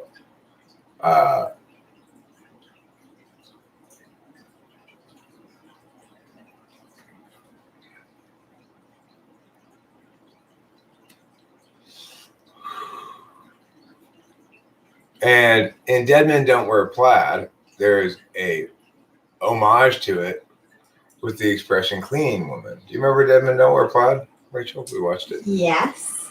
And at the end, the lady has accidentally triggered this on a couple of occasions already. So she said to him, you know, detective, your office is a mess. Maybe you should get a cleaning woman. And he didn't say slowly I turned, but he slowly turned step by step. He versus her, cleaning woman. And he's about to choke her to death. And then, he goes, oh, I'm sorry. It's just that my father ran off with a cleaning woman. And she goes, no, it's fine. You were right to choke me. It's a pretty good movie. Dead Men Don't Wear Plaid. Yeah. I strongly recommend it. It's one of the more creative ideas or concepts for a movie that I've ever seen. Another such really creative concept for a movie is Being John Malkovich. Yeah. It's one of the more creative concepts I've heard or encountered in a film. It's like, wow, that's a really good idea. Actually, the idea I gave Jeffrey for a short story assignment the other night is a good idea too. The story is there's two scientists who have been working on time travel, and they finally complete all their simulations and tests, and it appears that they've solved the problem, and that they have before them is a time machine. And then the story is them arguing the ethics of using it. And in the end, they smash it. And they never do any time travel. It's kind of a pretty good concept, right?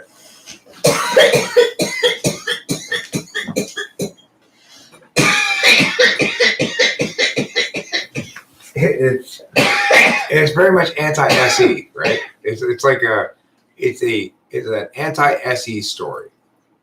SE is bad, and the good guys prevail by choosing not to do what they put all this work into doing.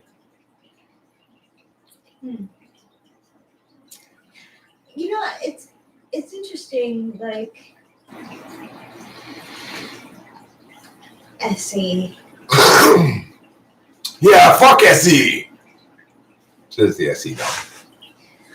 I'm an ESTP. I don't know if you've heard. It's not just C.S. Joseph now. He says I'm an ESTP. Really? Yeah, Falmouth Hot came in I think yesterday. Really? And declared me an ESTP. I was surprised too.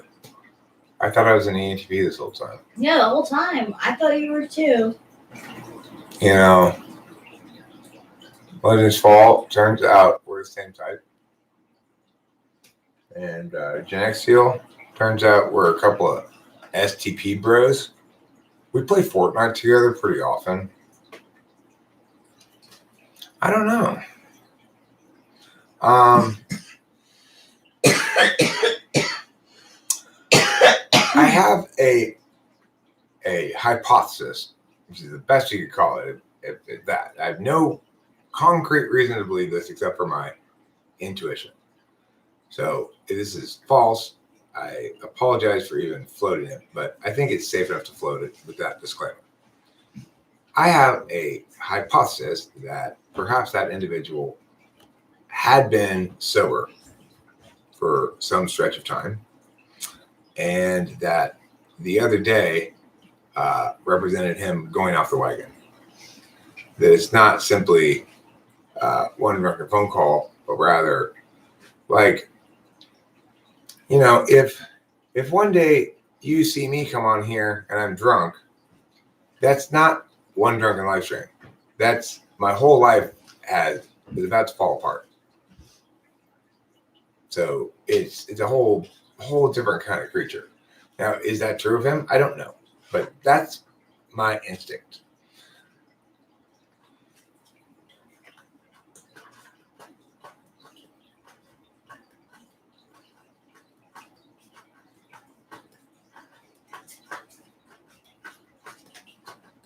Let's see what the card said.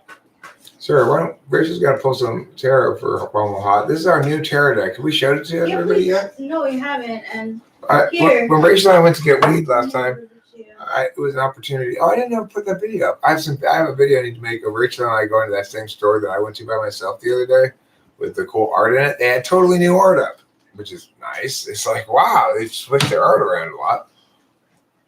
Okay, let's see. Oklahoma Hot. Where he was. The book at the bottom. Okay, your first card is the book. We're going to do Funnel Hot. Where he was a week and a half ago. 7 of Cups. Feel emotional in all different sorts of ways. This is like lots of possibilities, right? Yeah. So it was a week and a half ago. Lots of possibilities. This refers to Funnel Hot during the, say, 24 hours surrounding the drama period.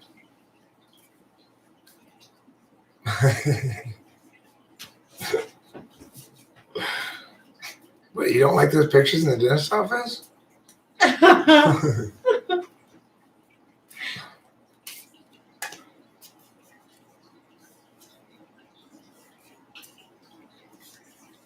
This one. So this is where he was during that 24-hour-ish period.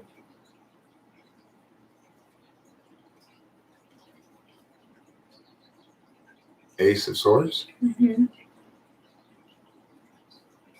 So this is new line of thought, I guess. Yeah. And this is where he is now.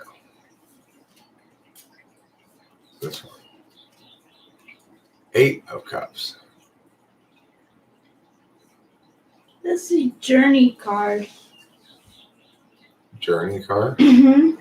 Look how shiny it is, huh? It really is. I like it a lot. I can't stop twinkling. No, Ace of Swords is a metaphor for sex.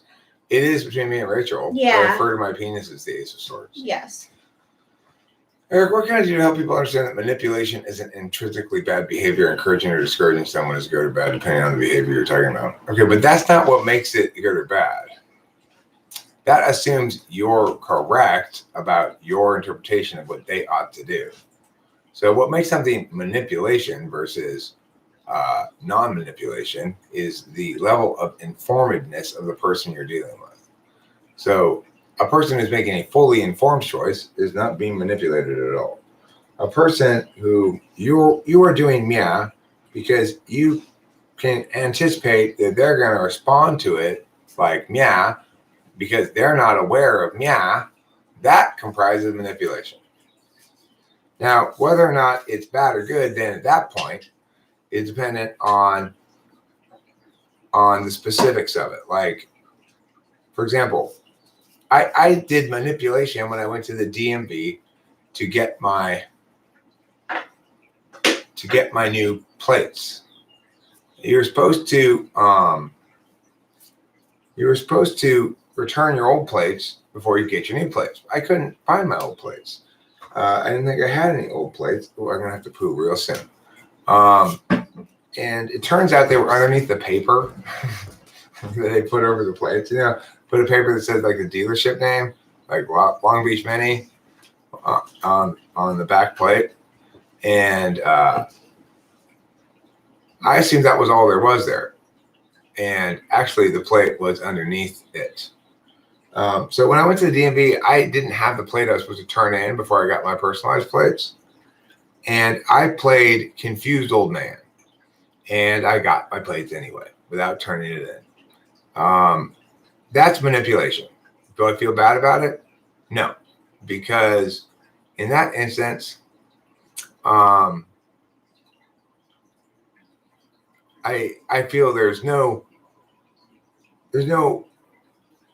It might be a good idea for me to return my plates before I get my new plates, because that way, I guess somebody else can't put that plate on their car to commit a crime without being identifiable or something. But it's just a hoop, right? It doesn't really have any normative aspects to it. It's just a hoop I got to jump through. So I don't mind being manipulative to jump through that hoop because it doesn't matter at all. But in general, I want people to be informed rather than manipulating them. No, that's not manipulation. I mean,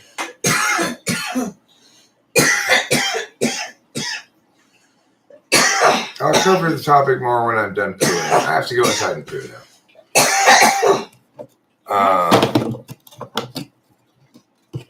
I'll put it on intermission, unless Rachel wants to. No, intermission's good time. I have to go pee. Okay. Oh, I have to poo so bad. I hope I can make it to intermission. Oh.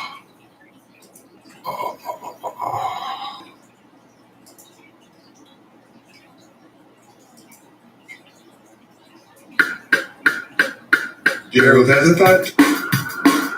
Gerald has a lot. Gerald has a plot. To get the Marjorie's and the dots. He's got a good idea for a name to the business. Thinking now about what it won't Christmas when they hire his firm to change that name. Gerald always thought there'd be chance enough to return to the work that's brought.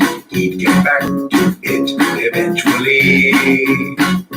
But his visions piled up, and his plan would interrupt all the work that started off so hopefully. Distracted though by business, Gerald might change strapless to listless, so how all of the people would shout his name. And Gerald knows that he understands ever more clearly here now. He won't provide explanation regarding the why or the how. He'll see you and know you from inside your heart. Delighting, exciting, Gerald plays his part. But Gerald still is too much to do, and he had dropped time in the underfield. Too much to do, but so where now and what? Too much time in this field with you.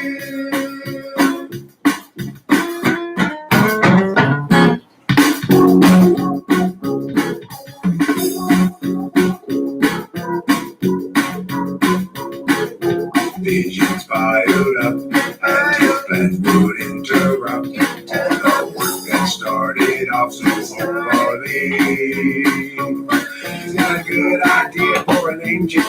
Just thinking now about what he'll go for business when they hire his firm to change that name.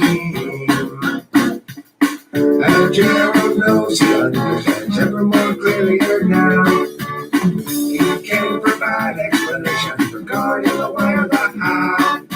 He'll meet you and review what you care about. Critiquing and speaking, rising to a shout. Gerald has a thought.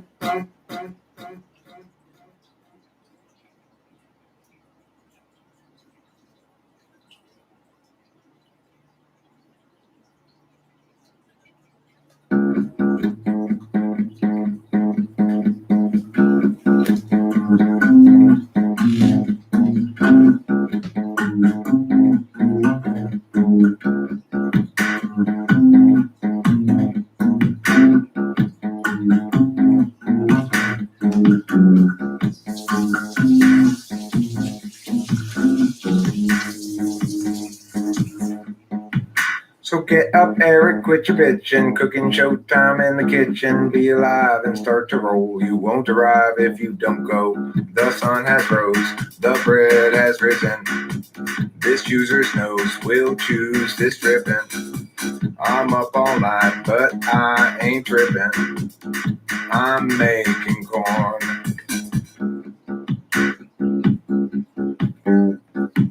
I'm gonna work all night, I'll perform, I'll accomplish outcomes, fight and suborn, all the light and scorn, I'll ignore the storms. I'm gonna gather up all of my corn. Giblets make up a turkey's rind, but I'm gonna make up the nibbler kind. Nibs are the form of the fruit of the corn, so niblets unadorned are the pitless kind. They're shorn, I perform a corny form, and warm on the stove just fine. Knife from the drawer for the chore, got a few dozen nibs, but I need a lot more, and the nibs will fall to the floor. Like horns on bulls attacking, like storms of gavels whacking, they fall to the floor like a... I come home, you're requesting corn. I've got a thought inside of my mind. How's about I dip my cob in your creamer and nougat? You're requesting corn. I've got a thought inside of my mind. How's it about I dip my cob in your creamer and nougat? Corn on the floor, corny form. Warm on the stove just fine. And the night's the night. Making corn. Dip my cob in your nougat. You got such a rich and creamery nougat. But when I tell you so, baby, you just say that it makes you want corn.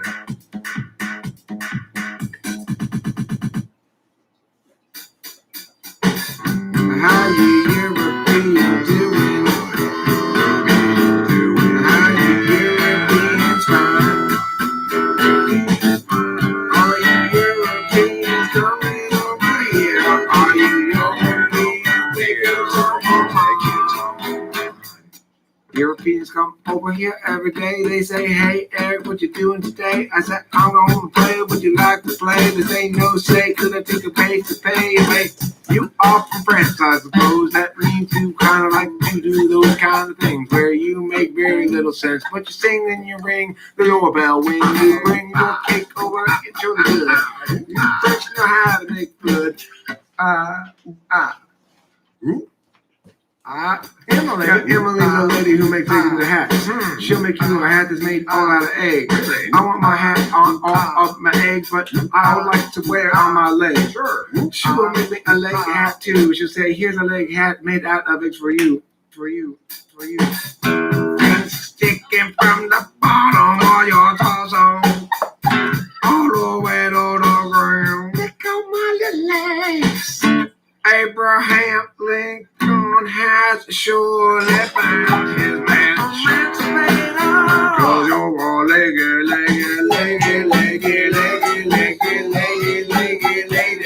The kind of thing about them new songs when they are crazy. You stand out from the crowd as is appropriate.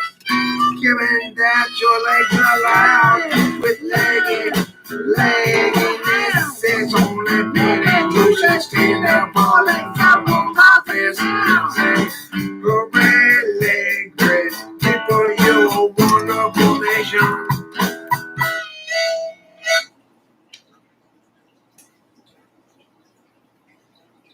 You're living on a time frame I will never know. Alienation and humanity's soul. Imagine you a future after the collapse, returning to the urgency of isolated past. Picturing community, free of metaphysics, hunting buffalo, picking red delicious, knowledge of the seasons, wisdoms of old, fires blazing in the night to keep away the cold.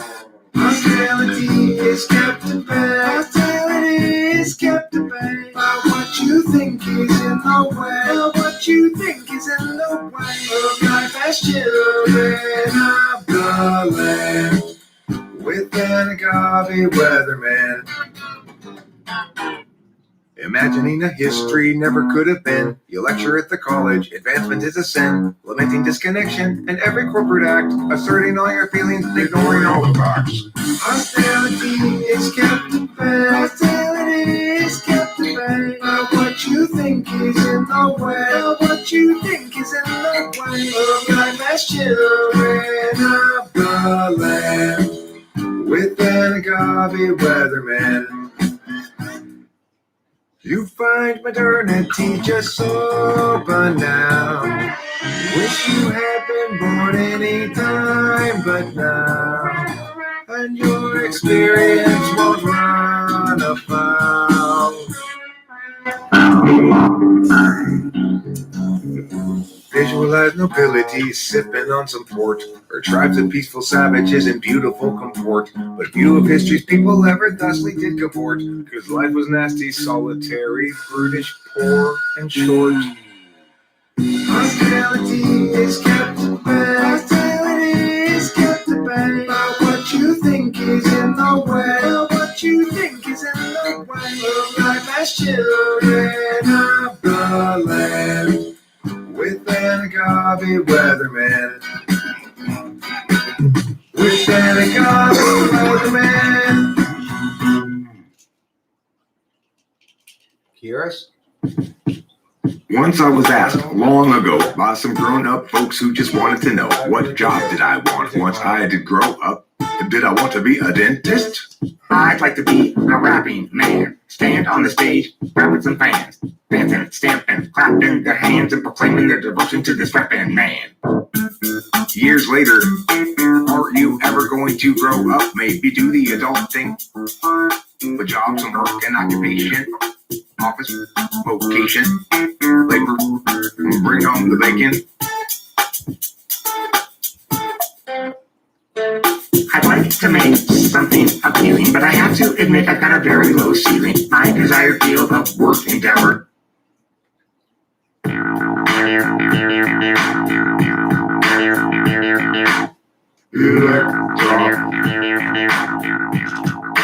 Goddess of the night.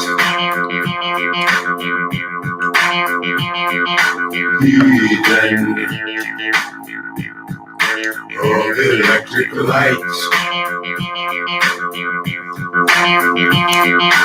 And now God's reason to rehearse.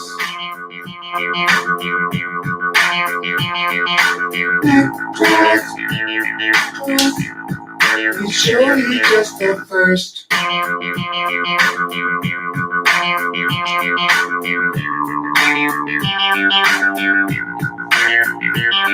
She makes the connection with mortality.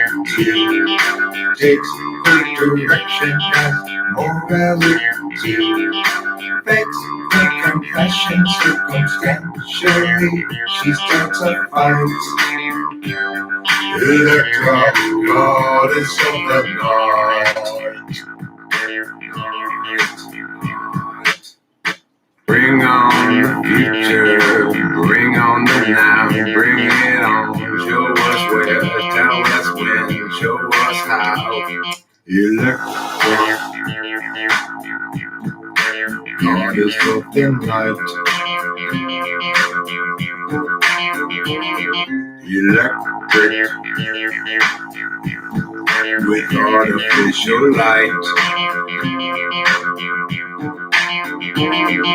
Nightfall brings electric time to rain. Even can't Electra's name.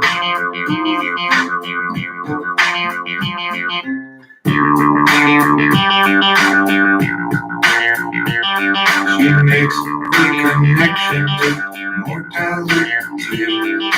Takes the direction as morality. Fakes the compassion circumstantially. She starts a fight. Electra goddess.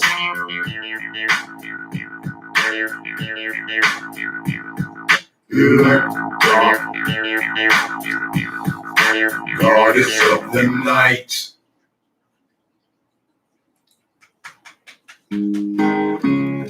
That's a good song.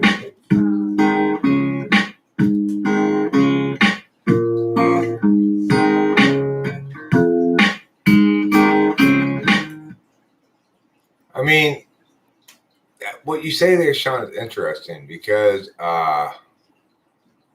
it's probably true. When someone is on the fence about a band, it's just one person's opinion whom they respect. Saying that the band is awful usually tips the scale on their judgment to agreement. I'm going to remove the second one just because, well, I have to. But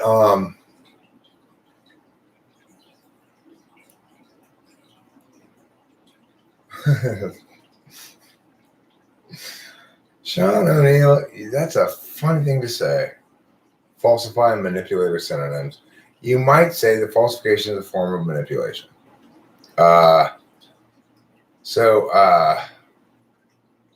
Sure, you're manipulating. You're manipulating symbols within a system in order to attain one or another status.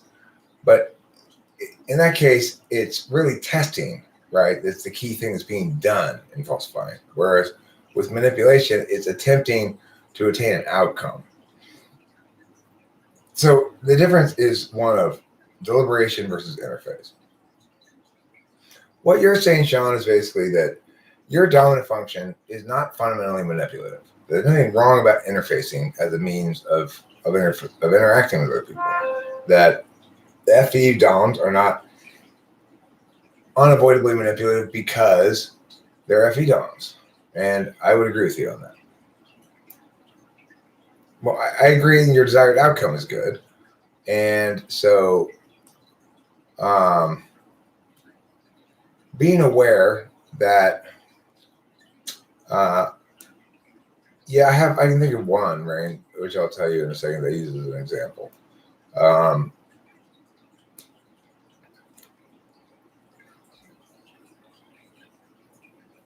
Like saying something to somebody that perhaps helps liberate them from a limiting belief without expressly saying, Mia is a limiting belief and you should excise it and replace it with Mia. It would be the interface way of doing the deliberative thing right there. Right? And the answer to that is a circuit board. A circuit board is an example of something that requires TI that's not related to words. In other words, it's conditional, not ordinal. If this switch is flipped, then it goes there. If that flip is switched, then it goes there. It's got a conditionality to it, implicit to circuit board. That's not implicit to say, a water pump or something. Oops, what did I knock over? Something that was closed. Yes, fortunately it was closed. What did I knock over is really, what I'm really asking there is, did I spill something? Here comes Dad. Oh. And Joe, I want to warn you that I'm going to end this stream shortly. Come on in, Dad.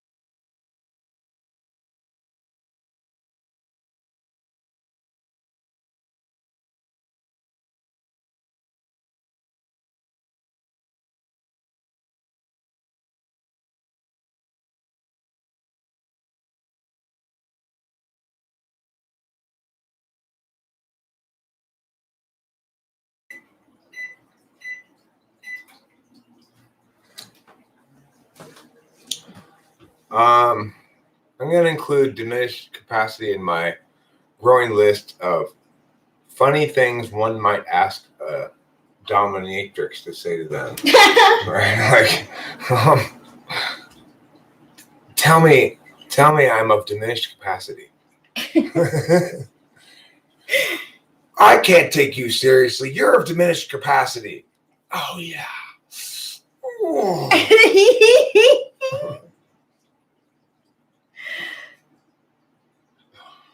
You know, it's like dominatrix, especially for NTPs. Right? So it's like the other day, you were talking about Hegel and attributed to him Wittgenstein's coordinations. Oh, that's sure you were dumb when you did that. You made a mistake. I'm sorry. You can't be sorry enough for that. It's like the ENTP goes in with a list of things for the dominatrix to use. So this dominatrix in my situation would say, you've been using the word pederast wrong for a long time, Eric. And the horse mumbler just corrected you on it yesterday. And I go, oh, shame me more. What other words have I been using wrong?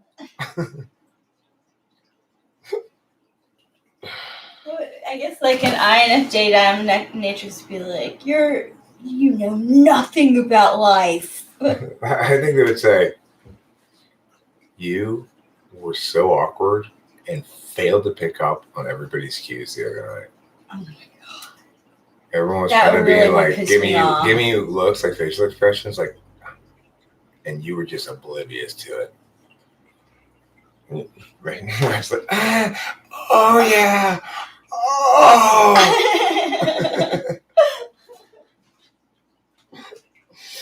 Flick my ontological sore spots. That would be a sore spot for me. Verbally flick my ontological sore spots. Is a good way to describe, you know, that's part of this dominatrix's ad. She writes on there, I will verbally flick your ontological sore spots for money. Here's the copy of the minutes.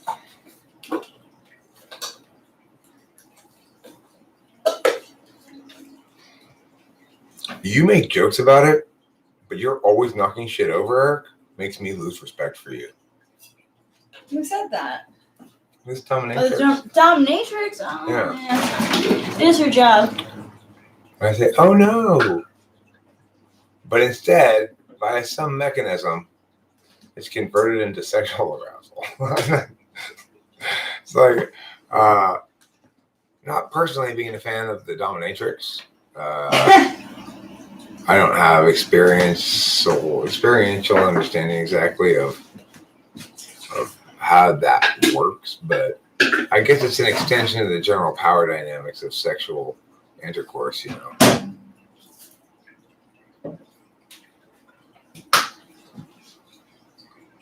It's like you could differentiate between ENTP and INTP, or they probably both be the same, is the dominatrix reads you some bullshit and forces you to agree with it. Yes, I agree with that. Speaking of dominatrixes, what's the easiest way to tell INTPs from INTJs? INTJs have the whip, INTPs are the whimpering one. Yeah.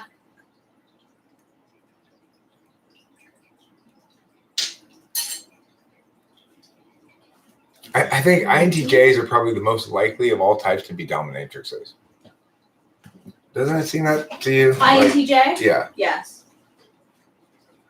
I think dominatrix, the whole concept of a dominatrix, actually, the first one actually said, you know what? People want this. I'm going to do it, and I like doing this. Had to have been an INTJ. It's like, okay, If you're trying to create a character of a woman who finds it inherently gratifying to just shit on people and finally get to say what they actually feel about how everybody's doing everything wrong, it would have to be an INTJ.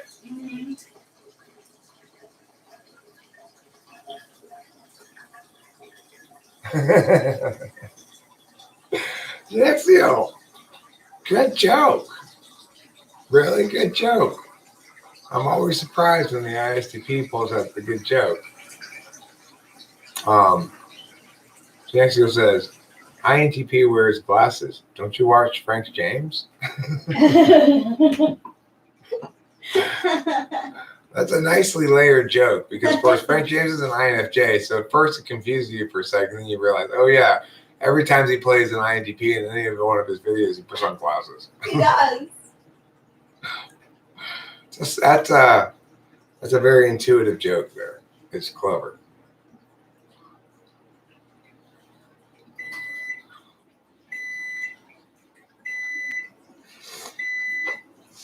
Sean O'Neill makes the claim that ENFPs make the best dominatrixes.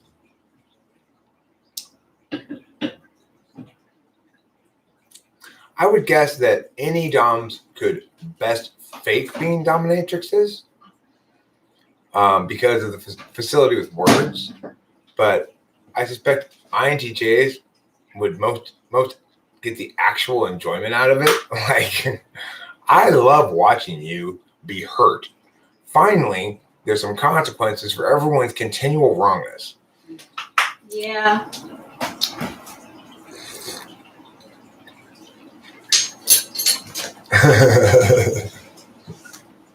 Here's the wisdom of the actualized INTJ. I'm more patient now. I understand it takes you longer to realize how right we are. So in that case, like, INTJ would be the whipper, and ENFP would be the whippy. I could see that. I mean, I think ENFP would probably be more likely to be the whippy.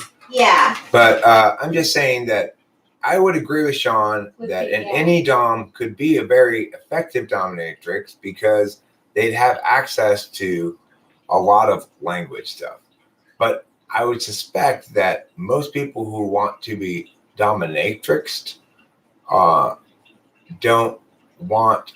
looking necessarily in for a great deal of creative variation. But I could be wrong. I mean, it's like, so I'm envisioning the ENFP dominatrix going like this. You worm, you lowly scum. You are lower than things that I consider to be very low. Matters like poo and ma, ma, ma, ma. And coming up with lots of different ways to insult the person, right? Yes. But I'm not sure that people who want to be dominatrixed are looking for that. If they're looking for creative variation of within the, I mean, look, the way I did it right there was jokey, but if tasked with the job of being an asshole to somebody and paid enough money to do it, you know, and it didn't run afoul of any of my relationship shit, then I could definitely successfully sound mean in doing that. Yeah. I know how to be an asshole. Mm-hmm. It's within my. It's not out of my range. Let's put it that way. I may not be a great actor in a lot of ways. Like, there's lots of things, if you were to say act this scene, and it would be very serious scene or something, I probably would be, you know, unable to do it and be believable. If it were like, for example, okay, act like, you know, your chicken, your beloved chicken, was just eaten by a coyote. You know, I'd have to really work on it, like, and it would end up being like melodramatic, like, oh no, my chicken's been eaten. You know, I would. There's the limits of my acting. Basically, is okay. So you want me to display FI that I don't feel? Okay, that's gonna be tough. I guess I have to really put myself in that place. I have to sit there and remember something very sad or imagine something very sad happening to my daughter or something maybe, or Rachel or the cat, something that's going to elicit some actual emotion from me. And then I maybe try to do it. But see, it's like the idea of being in that place where the emotion's real and then saying lines that are unrelated to it. I switch in and out so fast that you got to kind of quickly shift gears and then be done before you run out of sadness. However, yes, the ENTP actor as an asshole, fucking spectacular. Like, I really think that you would be able to, like, do that role very well. Not because you're an asshole, but because you know how to act like one. Like, I remember, because me and Jen, we took a acting class together, and she had a role of playing, like, an uber bitch. She did it so good. I mean, it wasn't even acting. Right. I could easily put myself in the place where somebody's pissed me off, and I need to express my unmitigated displeasure with this. That I could do that at a moment's notice. I don't feel like we're doing it right now, but I could if I wanted to. Well, I mean, I don't think the ending down would have to be playful. That's what I'm saying. If I were tasked with the job of being a dominatrix,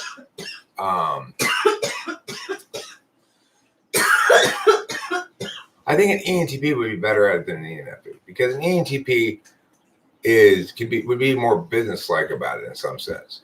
They try to intuit what it is the person wants rather than FI it. So it's like you say, okay, tell me ahead of time, what do you want me to say and do, and then let me understand from an NI level the nature of the role play scene that you're trying to accomplish, and I will try to manifest that as best I can.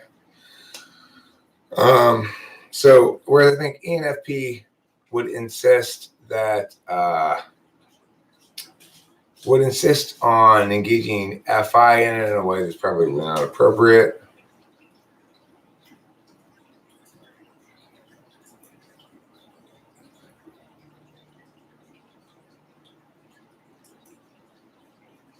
Animal Manager answer the question, how am I, is completely sane.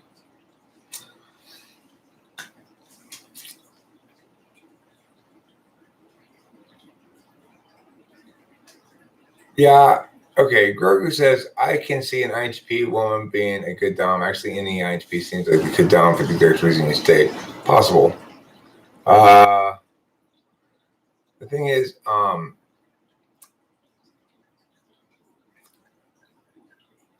the only thing I know about INTP woman sexuality is the one example I have from a woman who was an INTP friend of mine who told me about her sex life, but I never got on her myself, and told me about what she liked and stuff. She liked to have sex with strangers she didn't respect, basically. In other words, she liked to find some super douchey fucking douchebag on Craigslist and meet up for single encounters in which she was treated like a whore. That's what she liked. So, is that indicative of INTP women in general? I am not making that claim. Okay, let me make that abundantly clear. I am not making that claim. But she was definitely an INTP. Okay, former state champion in policy debate in California. No, not my ex. A coworker.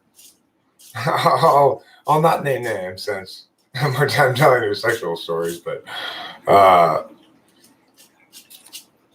definitely an INTP and a friend, and we had lots of good conversations about debate, and we had a couple conversations like that too. So,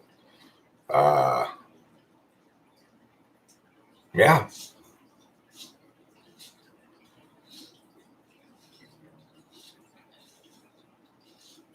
And people, I mean, that to me, that quality of hers seems very T above F, T way above F, right? It's like,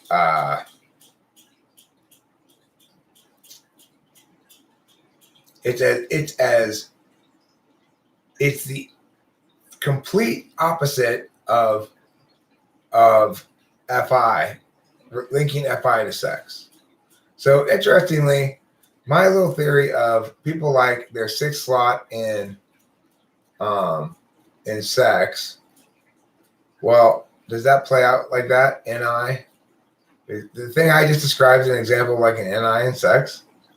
I think it's an example. Yeah, I think so. I mean, I think she's into the NI of knowing that behind her very Mormonated librarian look, she's a complete whore. I mean, I don't know, right? Like, just sort of the NI simplicity of it is probably a turn on for her, I would guess.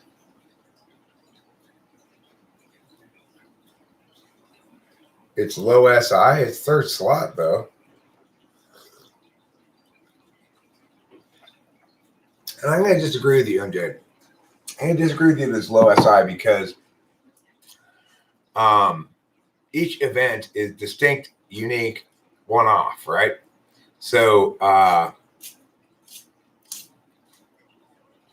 SI comes into play when,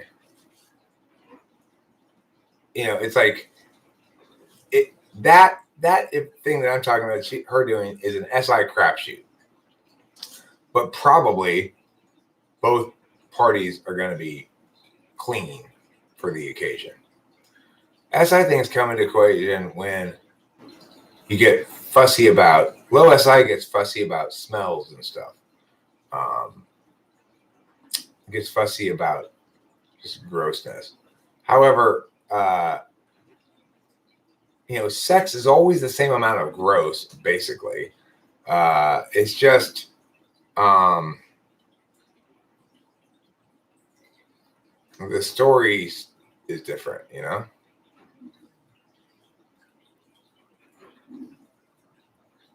Low SI is picking women that are inappropriate for you. That's low FI. I've learned, and I didn't get to that level of specificity. I'm assuming she set some terms, right, beforehand. And they agreed to some terms. I'm assuming. But I didn't get to that level of detail in the conversation.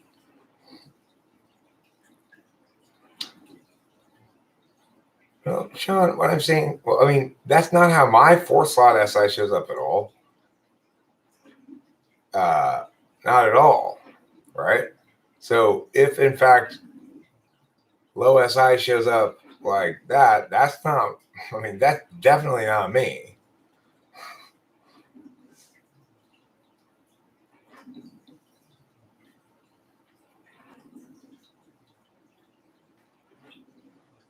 Legends Fall, you are behind the stream, but that's an excellent point.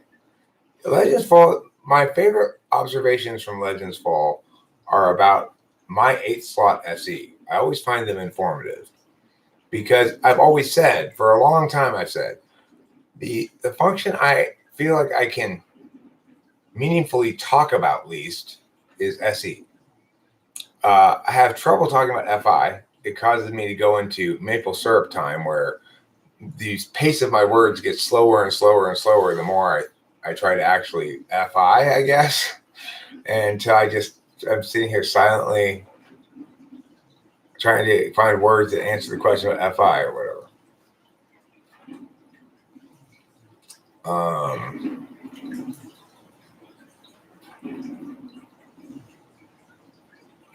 Well, Jimmy, I would say that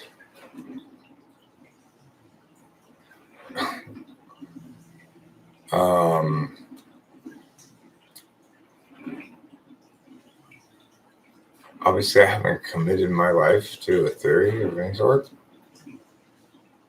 I mean,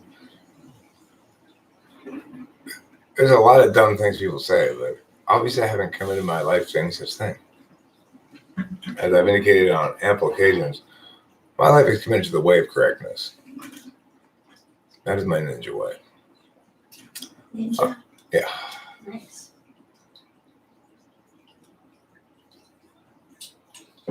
Oh, I'll read it to you. He said, hey, Eric, how do you feel about committing your life to a theory that's not scientifically confirmed? I mean, exactly the same as I would feel about committing my life to a theory that is scientifically confirmed. You know, which is, I'd feel incredibly stupid about doing such a thing. Which is why I'd never dream of doing such a thing. Committing my life to, just because I talk about cognitive functions a lot on the internet, find it interesting, find it a useful tool, in no way, shape, or form means I've offered commitment to something that's not even capable of accepting commitment, namely a set of notions. 69, Akita, I don't mean to be pedantic, but you mean Alluding. Okay, that elude is different.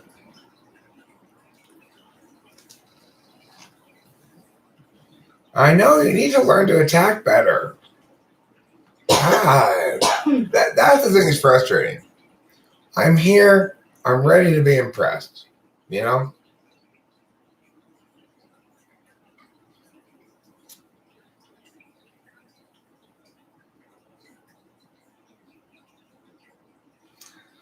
Well, I mean, the point is, to answer the question is to allow yourself to get frameworked automatically. He begins with, how does it feel to be committing your life to? In other words, he's going to assume the conclusion that he'd like us to settle on as a premise to something else, right? It's second grade tactics. It's like this. So let this fall must feel pretty good now that you know how wrong you were. You know, it's like it's literally second grade tactics is all I can say about it.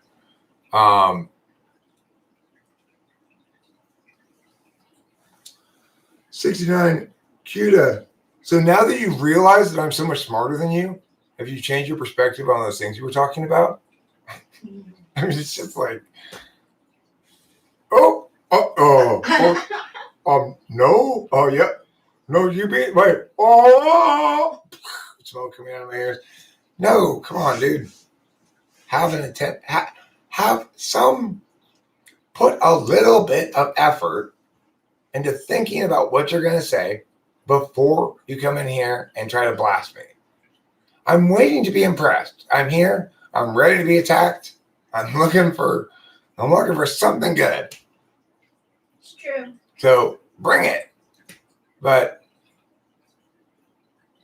I mean, come on. Is that all you have? Come, please. Do something interesting. Otherwise, you're just tarting up the place.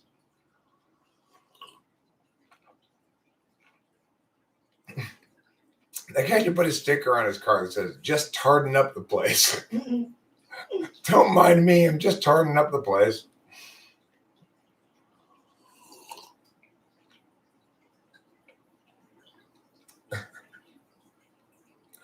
He says, thank you. I was not saying that to you. Those examples I gave, I'm not saying those things to any of you at all, okay? Believe me, I am not saying those. I'm just demonstrating how silly it is to say those things.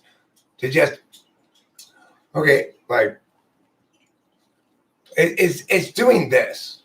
Since Winston's mom and I disagree about B, what I'm going to do to trick her is I'm going to say, since we agree about my position on B, what do you think about C or D? And that'll trick her into thinking she's already agreed with me. It's basically the same thing as what Bugs Bunny used to do to that guy on the Mars, right? He'd go, you take it. No, you take it. No, you take it. No, you take it. And then Bugs Bunny would say, no, I take it. And then the guy would go, no, I take it. And Bugs would go, I take it. And then the other guy would go, I take it, and that's it. And Bugs would go, okay, fine, well, you have it. And then it would blow him up, right? It's like that. It's expecting me to be that Martian guy. Can you imagine a world in which any human being were that dumb? That I remember when I saw that on TV as a kid, I thought, I want to try that. I want to see if that works. Of course, it doesn't work if you have a physical object like that. But it does work in general if you're smart about it. But you have to be smart about it. So that guy who came in with his attempt, that's not being smart about it, right? 69 Qs. Debate coaches lol. I stand behind that too. I'm on the side of the bees. I'm also on the side of the bees, Winston's mom. I saw this really cool video about a family who they were having a bee problem, and there's this woman who's a bee specialist, and she made a colony for them. I was like, that is so great.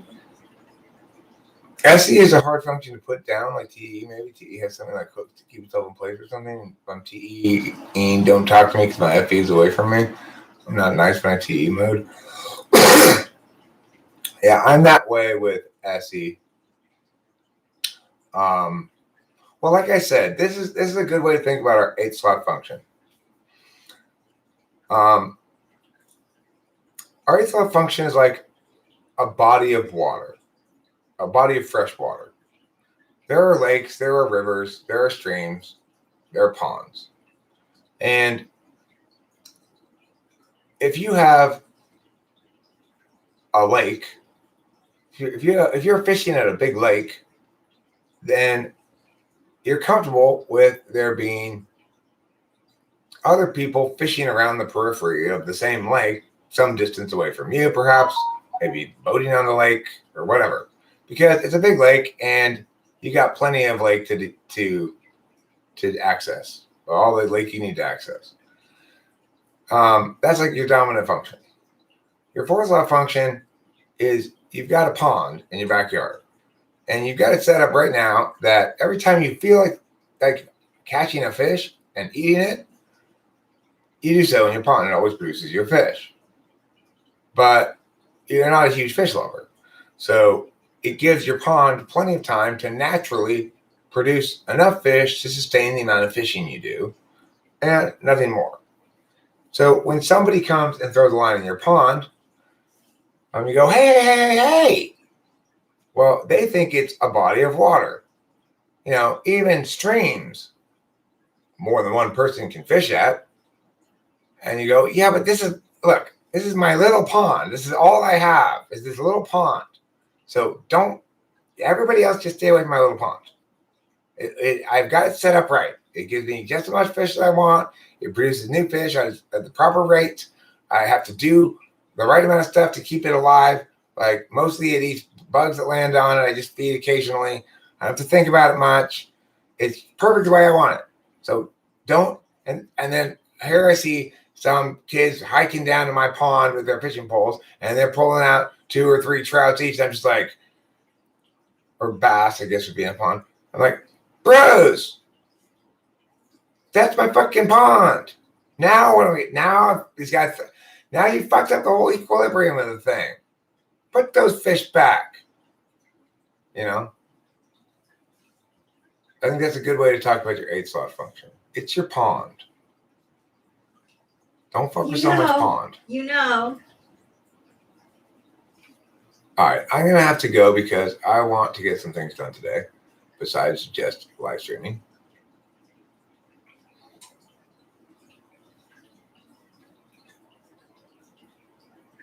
I think if you have idiots messing with you for whatever reason, it causes you to be on guard. I get that. I guess I'm on guard. 2.5 hours.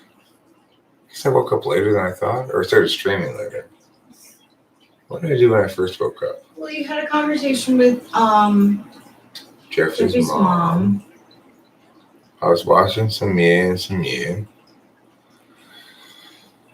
Yeah, but see, that still only takes us back to 11:30 or so. Yeah. Well, 11:15. And it seems like I woke up at like 9:30. Well, that makes sense. It works about. I'm not forgetting something important that happened. Yeah, no. It's been relaxing. Did you cut your hair again? No. You trim it or something? No, I'm like trying to find the part for it. Oh. Does it look weird? No, it just looks like it's more like my mom's hair used to be for most of her life. Like like a little helmety. Yeah. Oh, does it look helmety? That's not it. Is that a bad word to use for hair? I mean, no, it's growing out, so like it's getting to like. What I mean by helmety is that it seems like a thick shaped thing on your head rather than before it seems kind of maybe a bob. I'm gonna call it that. The kind of haircut that you'd expect that person who has that haircut to be wearing Mary Janes as shoes. Yeah, it's definitely like your mom's hair. Your mom's hair, when. I want to reach out to all the guys here who are here in this live stream at the moment. Let's make a pact to start wearing Mary Janes. Okay? Yeah. We're going to have to find some large-sized Mary Janes. But I want to wear the same shoes that the girls in anime wear. Many girls in anime wear these shoes that are called Mary Janes. And basically, the same shoes that, like, sometimes, I guess maybe like 4th grade, 5th grade girls will wear. Yeah. Yep. I wore them in 8th grade. But well, what I'm thinking is this. It actually seems like a good shoe design. It's a semi-slipper, non-flip-flop, slip-on, but has a back, so it's not like a slide, which I don't like. It's like a slide with a back. So I like the basic design of it because I don't like slides, but I don't like shoes that you have to lace up at all or anything. And I don't like shoes are like my watch. I have a bunch of specific requirements that I want my watch to meet. I want shoes to meet the same sort of level of criterion. And the last kind of shoe that had that quality of the Mary Jane that I used to wear, which still didn't quite have that same structure, was the Sperry Topsider. But the problem is because it didn't have that open front toe part, it creates stinky foot. Yeah. So what I'm looking for, the ideal thing is this. It's like a Mary Jane, but the back doesn't go all the way down to the heel either. It's just a strap across the back. That's the best shoe, as long as it can still be slip-on, though. That's the problem. Normally, if you have that construction, then when you try to slip it on, you step on the back part, and it smushes it down. Mm-hmm. So it's, the shoe is an engineering problem of great consideration and concern. It is.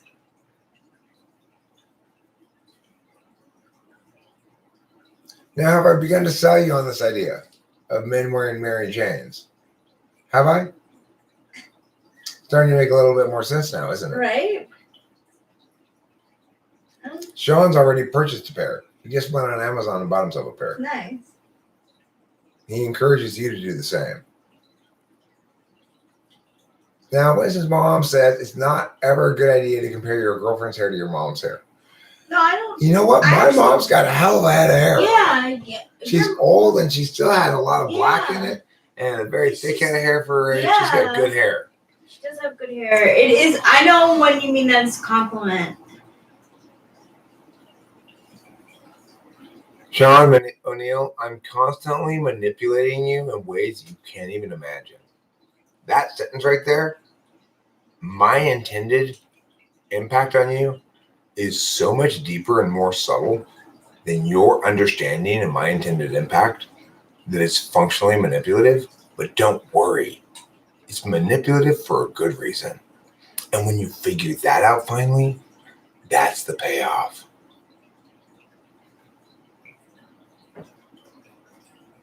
How does it feel to be Sean O'Neill?